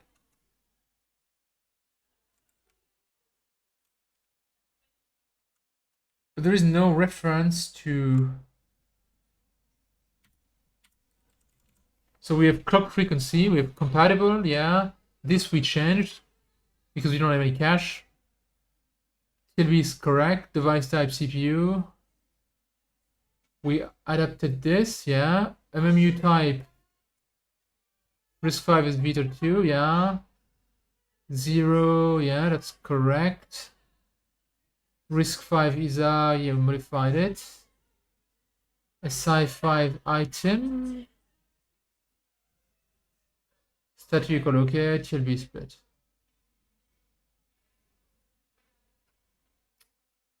So that is correct. If I look at the newer version of this,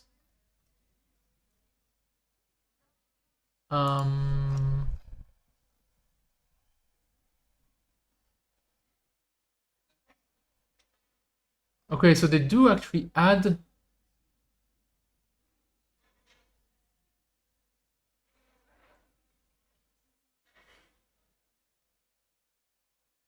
Huh.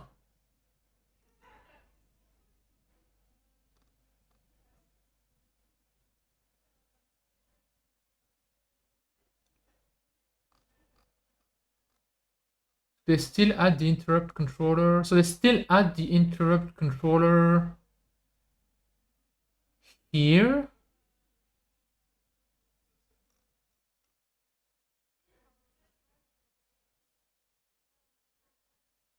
But there is like a reference to it here. Inside the CPU node.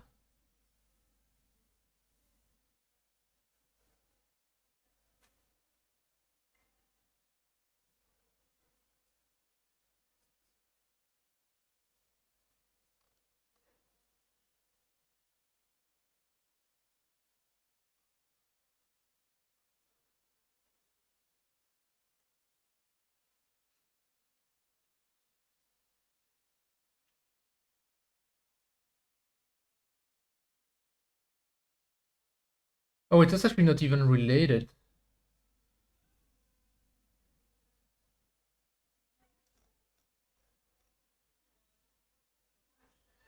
What is LIRQ? IRQ equals CPU.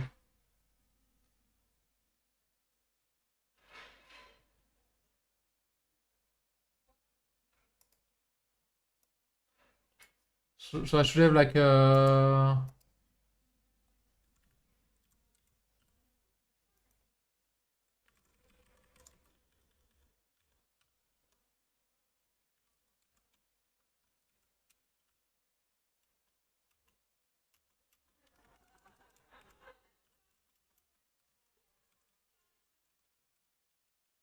There's something like this here.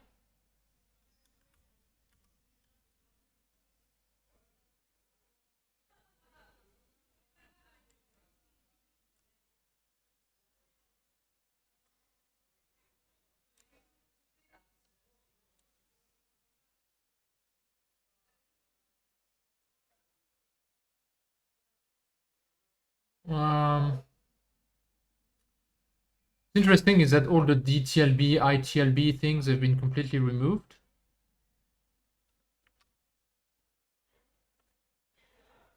I'm gonna try this. See if that gets rid of that.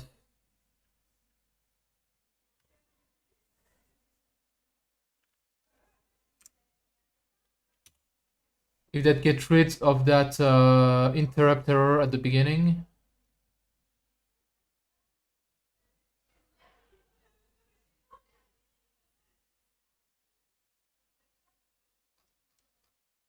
Yeah, we need to wait for it to boot. Okay, well, thanks for joining, and yeah. I'll probably be done by the time we come back. You come back. We'll probably be in a Esden stream by then. But if there is significant progress, I'll probably yeah, post it on Twitter or something.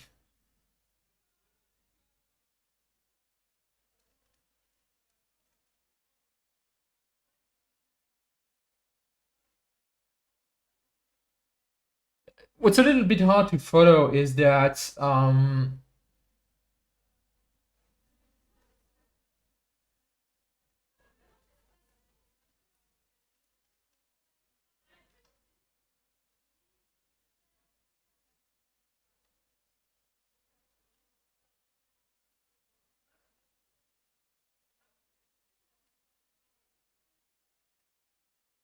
okay.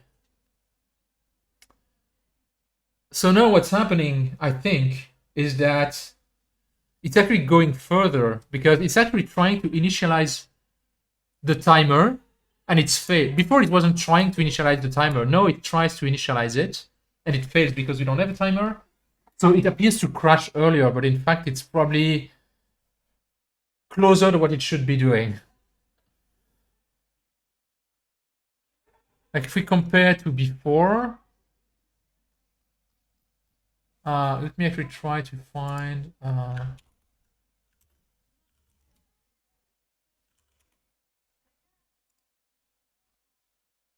gonna cut and paste the new boot and the old boot.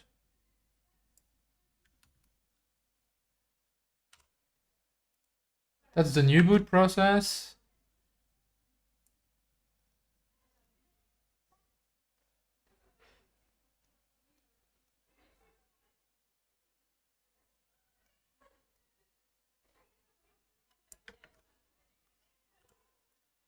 The old one, so obviously it was going further before, but it was throwing errors, including the fact that it couldn't find a timer, and so it was giving up on that. Now it actually finds the timer. It crashes because obviously it can't trigger the timer. But I think this is pretty good. Now we just need to know exactly what's going on with that. But so let's actually go and try to find what that does. Because I don't know if it, you know, the SBI thing. Sorry, there are some girls screaming in the street at the moment. I don't know if you can hear that, but that's kind of distracting. There is some timer related things in the BIOS. If we look at, where do I have this? Now we can look at it here. For the playground project, just find Linux, firmware BIOS.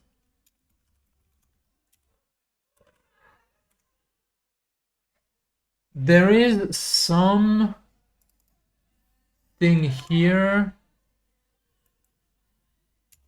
that we basically stubbed out.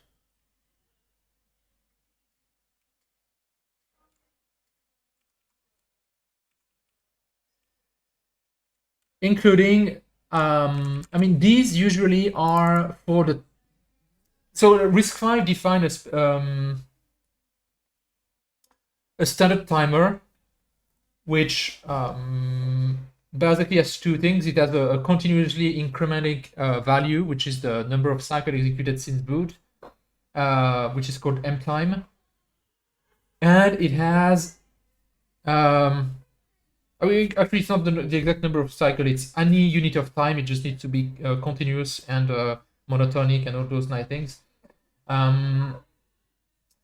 And it has a compare register, and you can configure the compare register. And when you when the compare register is inferior to the current time value, it raises the interrupt. That's how you can generate a periodic interrupt. Is that you set a compare value to some time in the future, and when the interrupt is raised, you do your stuff, update the next interrupt time, and wait for the next interrupt. That's how the standard thing works.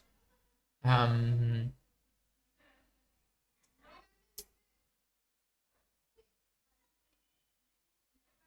and now that I think about it, even though the mechanism is standardized, it's not implemented via CSR. So the RISC-V has control registers like mStatus, MEPC, the interrupt controller. All of these use special CSR instruction to access them. And MTime and MTime CMP, which are the two timer 64-bit registers. Originally, they were CSRs, and at some point in the spec, they decided to change them and to make them platform dependent and using memory mapped IOs, which means they are somewhere defined by the platform, and that's something that's platform provided. And so I wouldn't be surprised if this thing is actually doing some SBI calls to try to set up. So this thing is trying to do some SBI call to try to set up the timer, which obviously doesn't work because we don't have it. So let's try to see if I'm correct or if I dreamt that. So by looking in the kernel source code for reference to that string.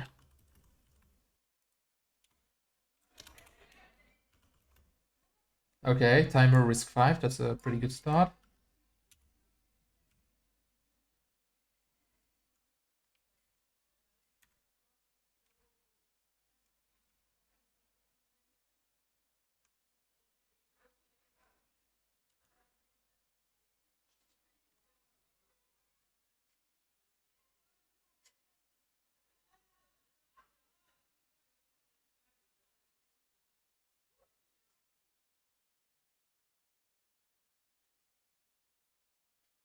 Blah, blah, blah.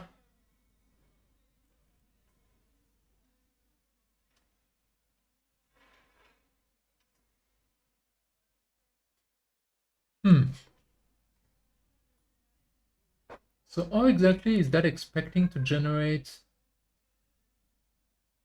interrupts here?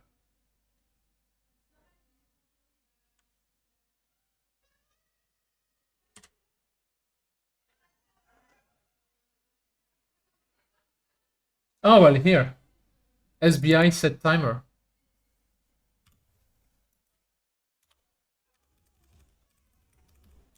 So it is calling this thing. So my guess is it's calling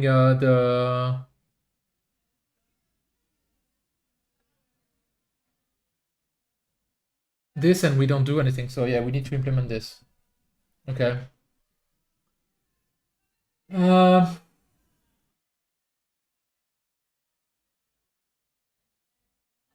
Yes, I did. I did because we don't have the hardware to implement them. So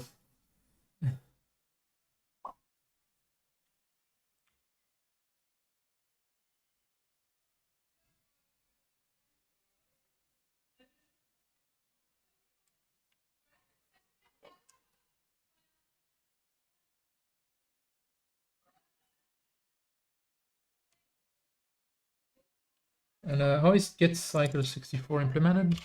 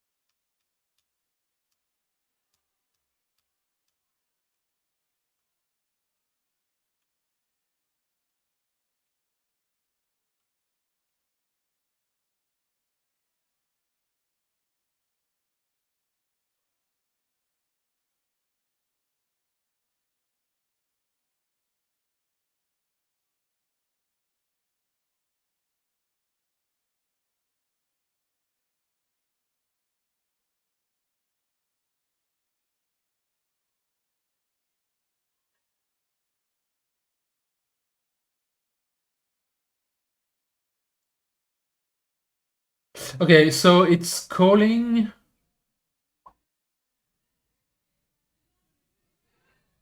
Huh, okay.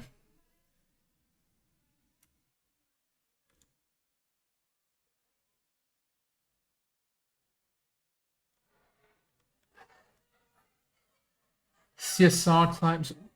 Interesting, I thought these didn't exist anymore.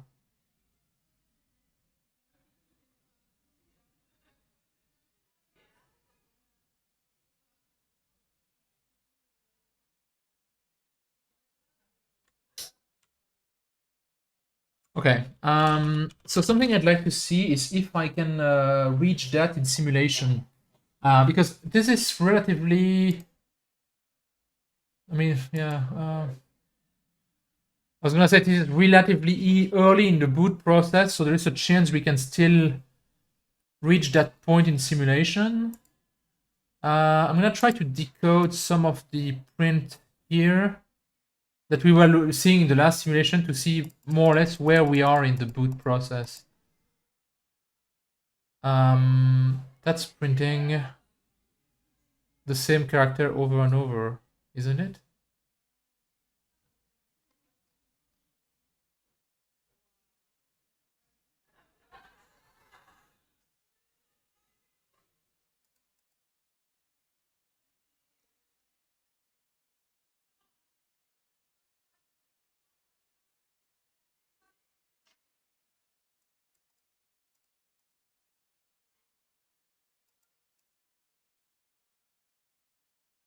So this would be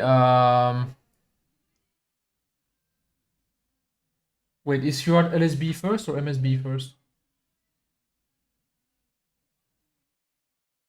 Does anybody remember that? I forgot. Um,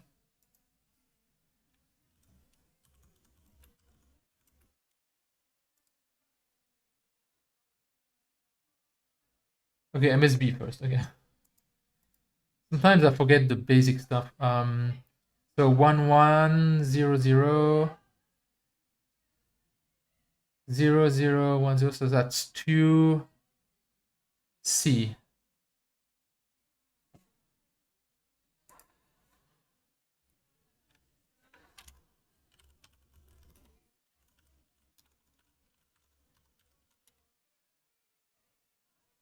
So we printed an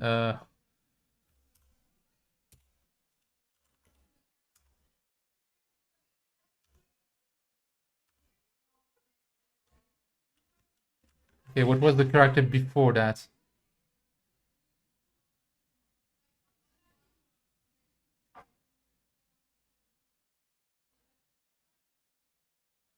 That looks like 0C. But 0C is not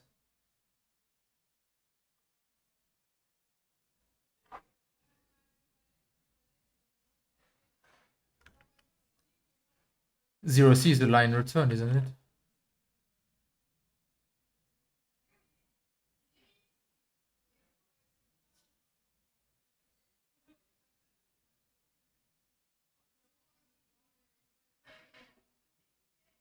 Usually LSB first. Okay, so did I decode it wrong?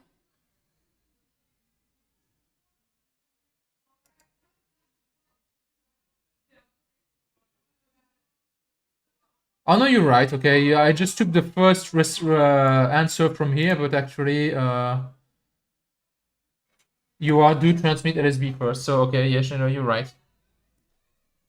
No, you're right. It's just the first result here is just wrong, but from listing, okay, so yeah, and that this didn't make sense anyway. Which means that here we have 3, 4, 34.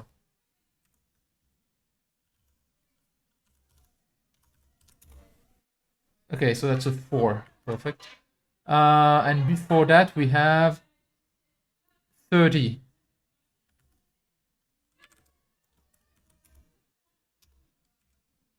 But it's gonna be 0 basically. So where do we print 0 for? At a bunch of places. Okay, so I'm guessing that yeah, this is printing something. This is printing a bunch of 0.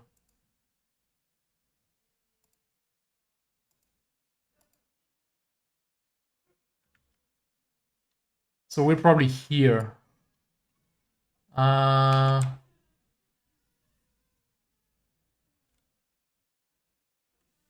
Or rather, yeah, we're probably printing something around here. Meaning we are a long way from running this.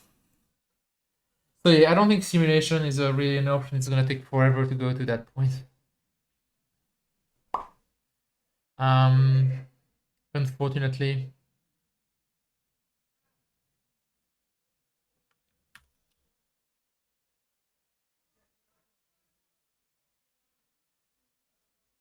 Because this took like 2 minutes to run. And that's the last thing we printed. I can't remember why it's stalled here. Oh, I don't think it did actually. I think it's just, yeah, no, that's just gonna take forever. Okay. So no simulation then?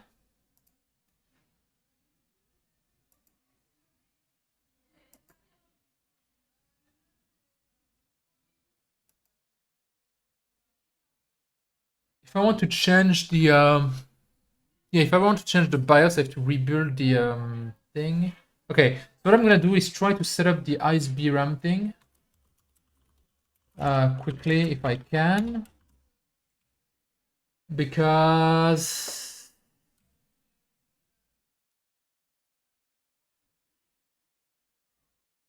it's just gonna be too annoying.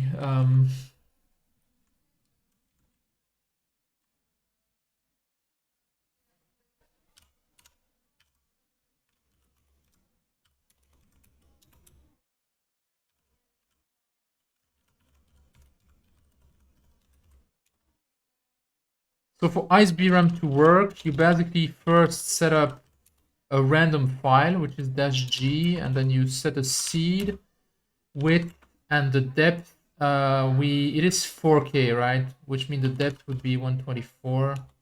That generates a random file. And we're going to use that as the initialization data for our block RAM.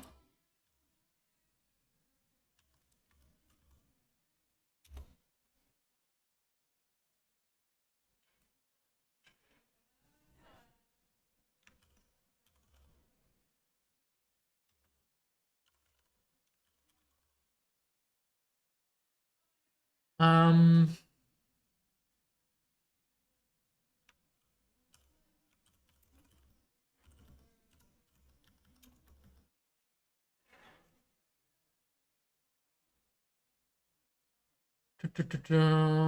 so I want to boot.x, remove this, and then I'm going to do make. So operate a no, what I'm doing is I'm regenerating the hardware and the bitstream with basically a random boot memory. And then instead of flashing that bitstream, I can use iCEBreaker to replace the content of boot.x with whatever is in boot hardware.x.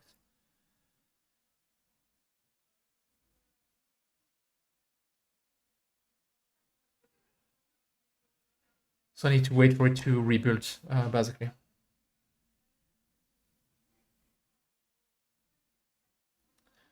We can also look at how much space do we have to work with here.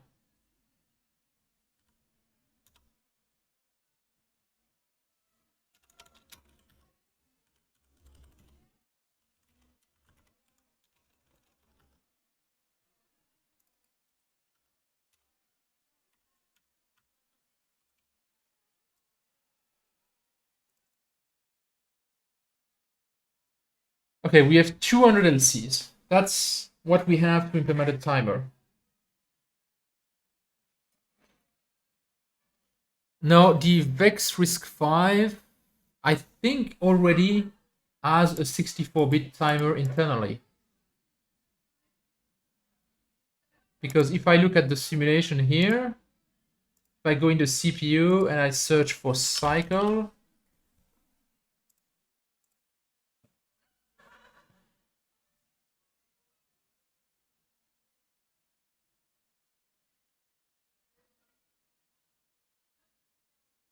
I have this time. I already have my 64-bit time, basically. So I need to implement, so I don't need to re-implement that, which is good because that's 64 LCs that I don't need to re-implement. I still need a comparator. We're executing at 15 megahertz. So can I somehow cheat a little bit and make my comparator smaller than 64 bits? Like, if we have 32 bits and we're running at 15 megahertz, we're gonna wrap every 286 seconds. Okay, that's not quite enough.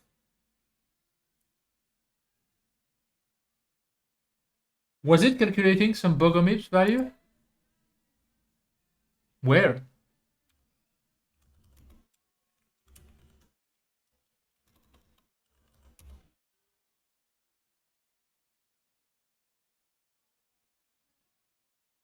I think, yeah, it's just calculated using the timer free. So it basically took the expected timer and system clock frequency, I think.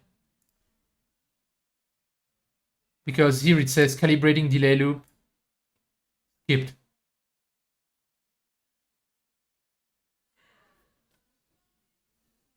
Probably because it didn't have a timer.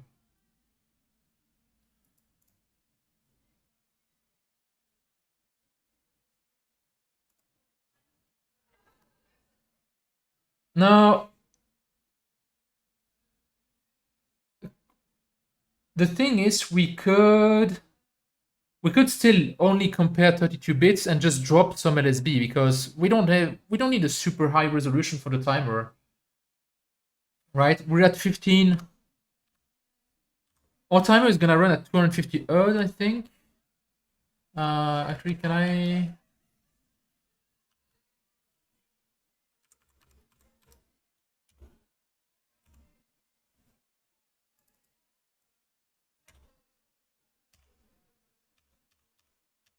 Okay.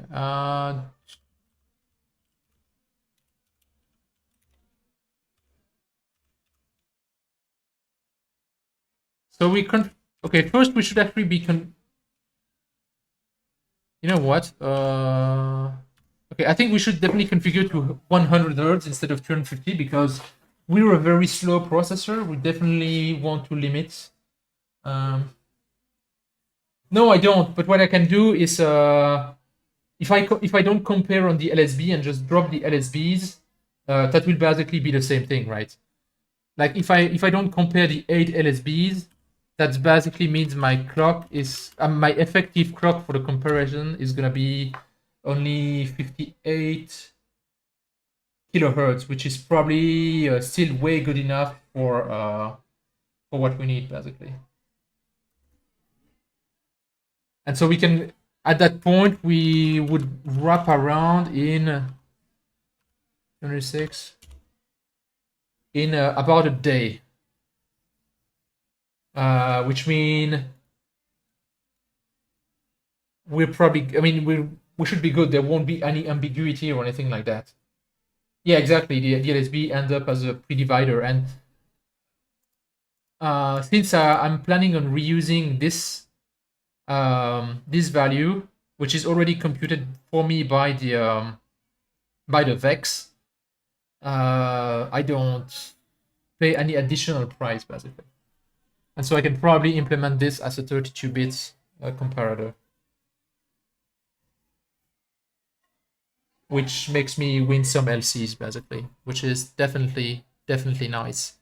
I also don't need those. I only need to be able to set the timer because we never read it back. So I don't need any logic to be able to read that registers. I need to be able to read the current time, but so the way you see here, there's a timer, but that timer is called M cycle, right? That's not the timer that's used by the kernel. He's using what's called the CSR time, and that timer is actually implemented using SBI. It queries SBI, and what usually happens in the Linux RISC-V is that in Linux, I mean, is that there is a completely independent timer from this one that's running in parallel, and he reads and compares to that value, right?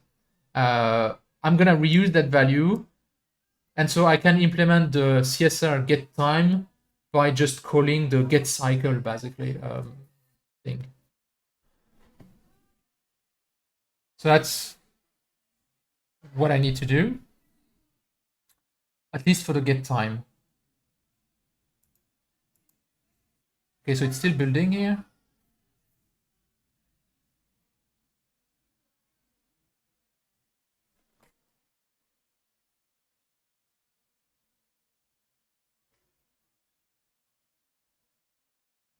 And my mouse is rather dry.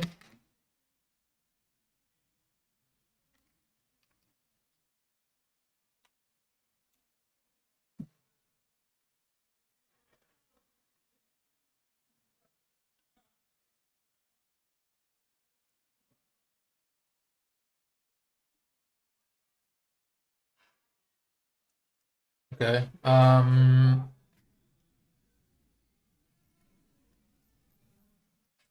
So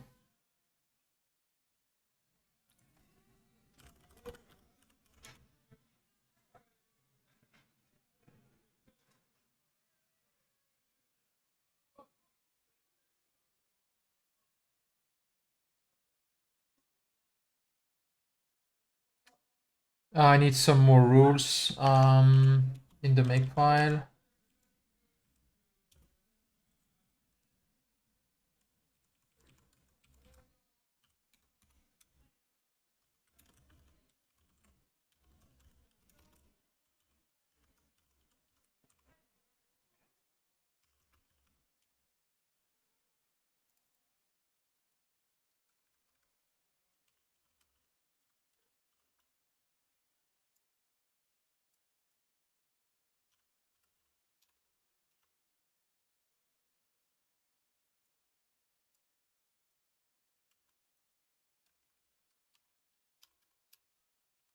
No, actually,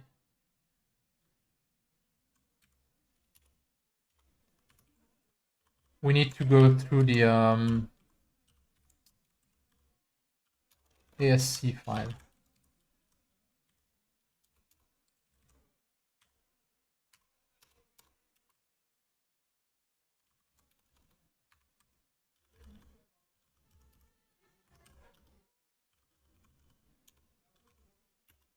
Okay, so how does that from X file to X file?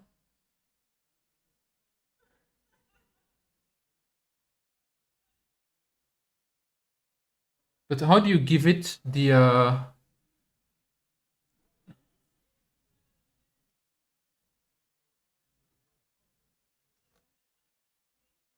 like? So I get that I do iCEBreaker from X file, so that would be build tmp boot.x build tmp boot. It should be hardware, but I don't have boot. I'm gonna use sim here just for testing. Okay, but then what? Okay, it's probably through the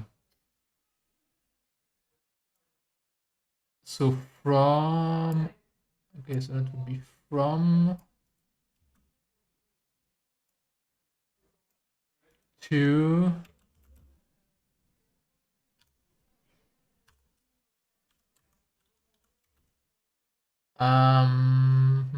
Dollar.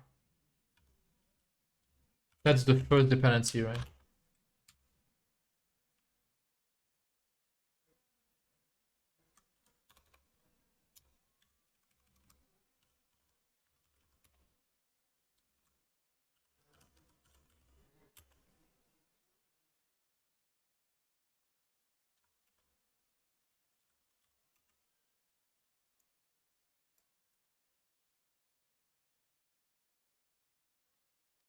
Oh, sorry. Oh,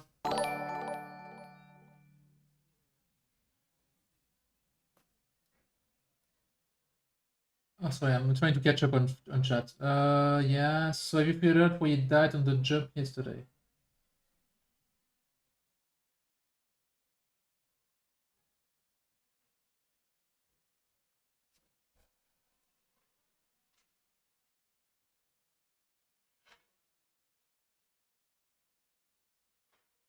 Oh, yeah. It's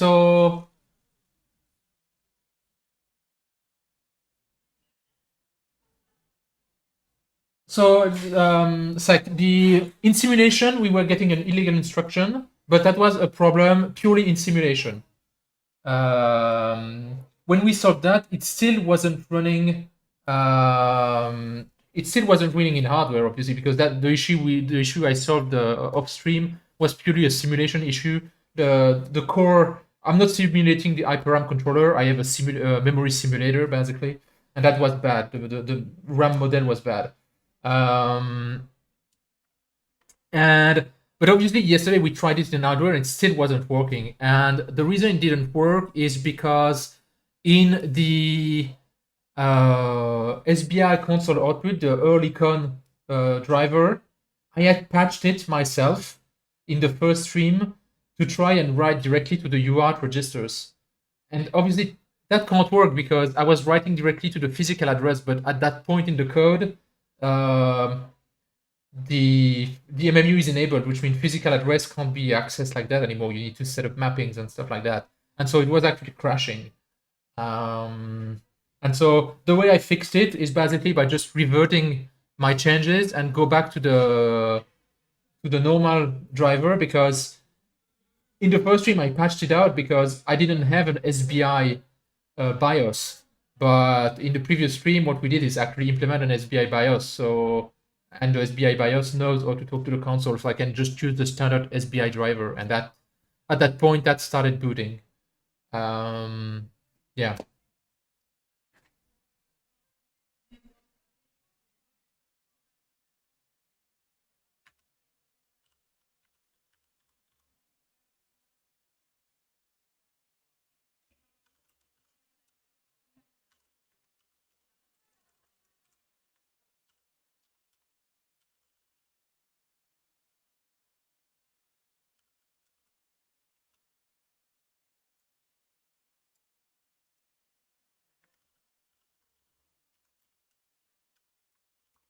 Okay, so this should work. So if I do no make prog init,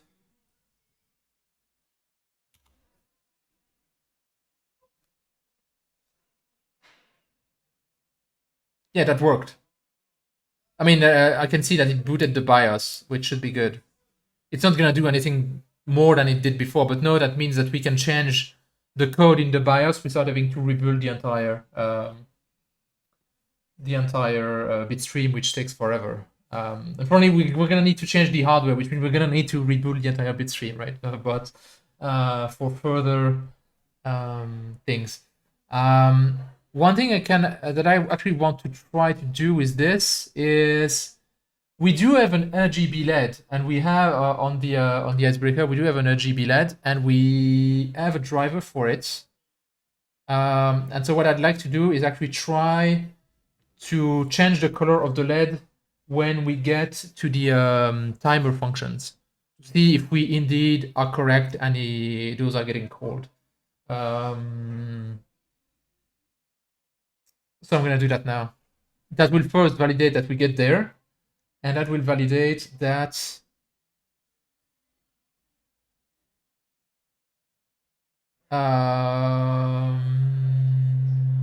that the update process that I just did in the make file actually works. that we can update the BIOS without rebuilding everything. So so I am in the firmware BIOS here. And so what I'd like to include is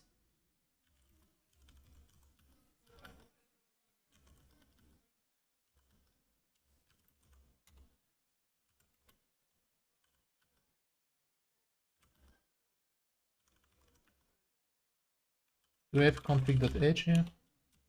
Yes.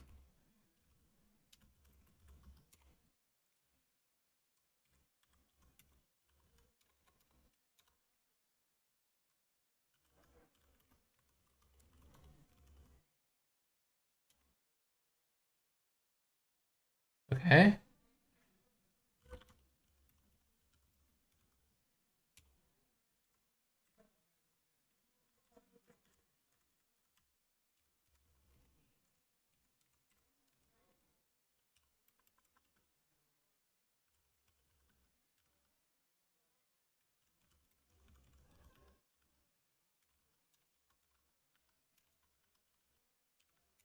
How does that work already?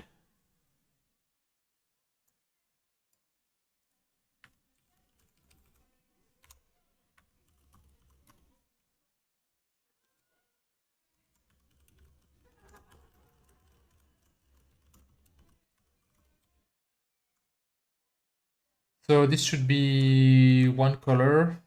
I don't know what it is. Let's make it obvious what it is. So let's just go with 96.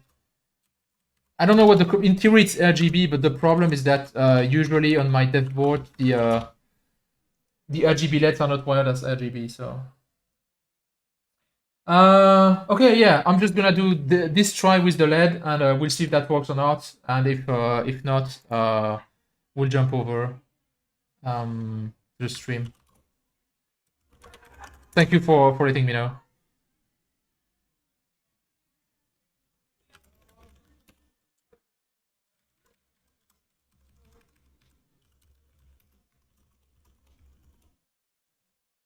Okay, and I'm here in the unimplemented function. I'm just gonna change the color of the LED.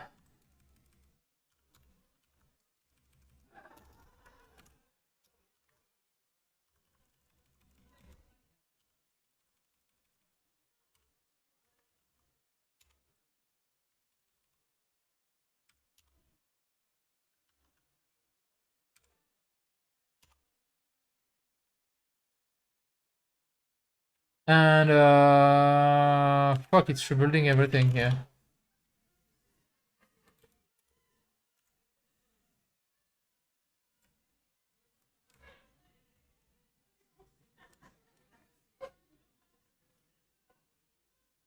Huh.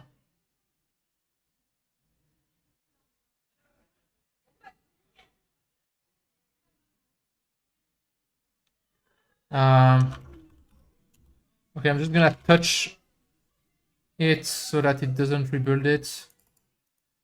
Hopefully I still have I still have this. What? Why is it rebuilding it?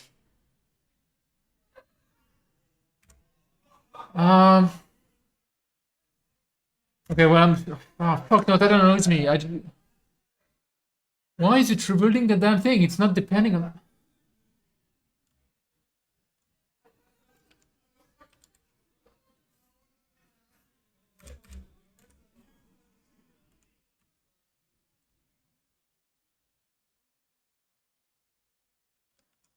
Okay, I'm just gonna command the dependency here. Oh, wait, I should have touched this, maybe.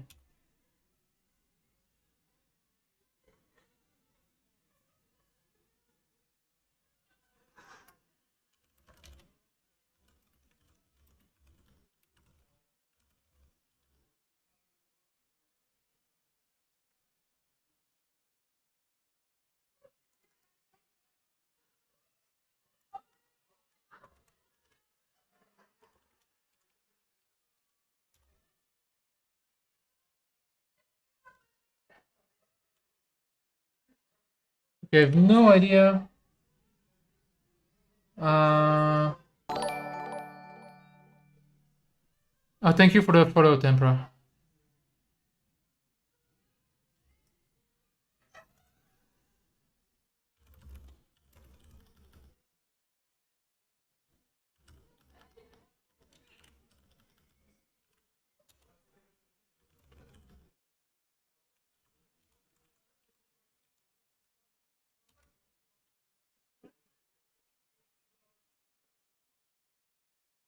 Unexpected data line.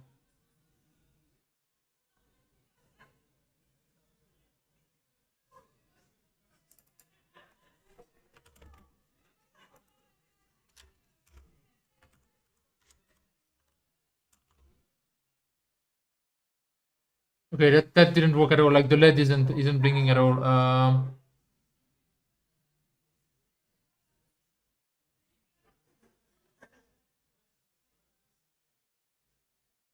Okay, well, I don't know. Something must be wrong in my invocation of iCEBreaker, and I don't remember how that works. So that will have to be for later. I think we'll move on. I'm gonna raid Peter now. Thank you guys for watching. I will try to clean up my make files and stuff like that for the next stream so that we can rebuild things properly. I must have screwed up something here because it's just not.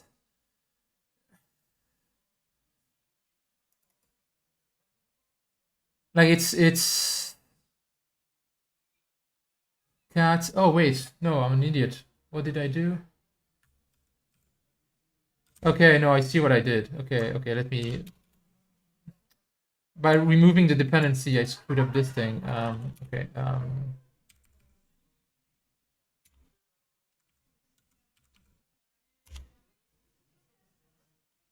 Okay, 2 seconds.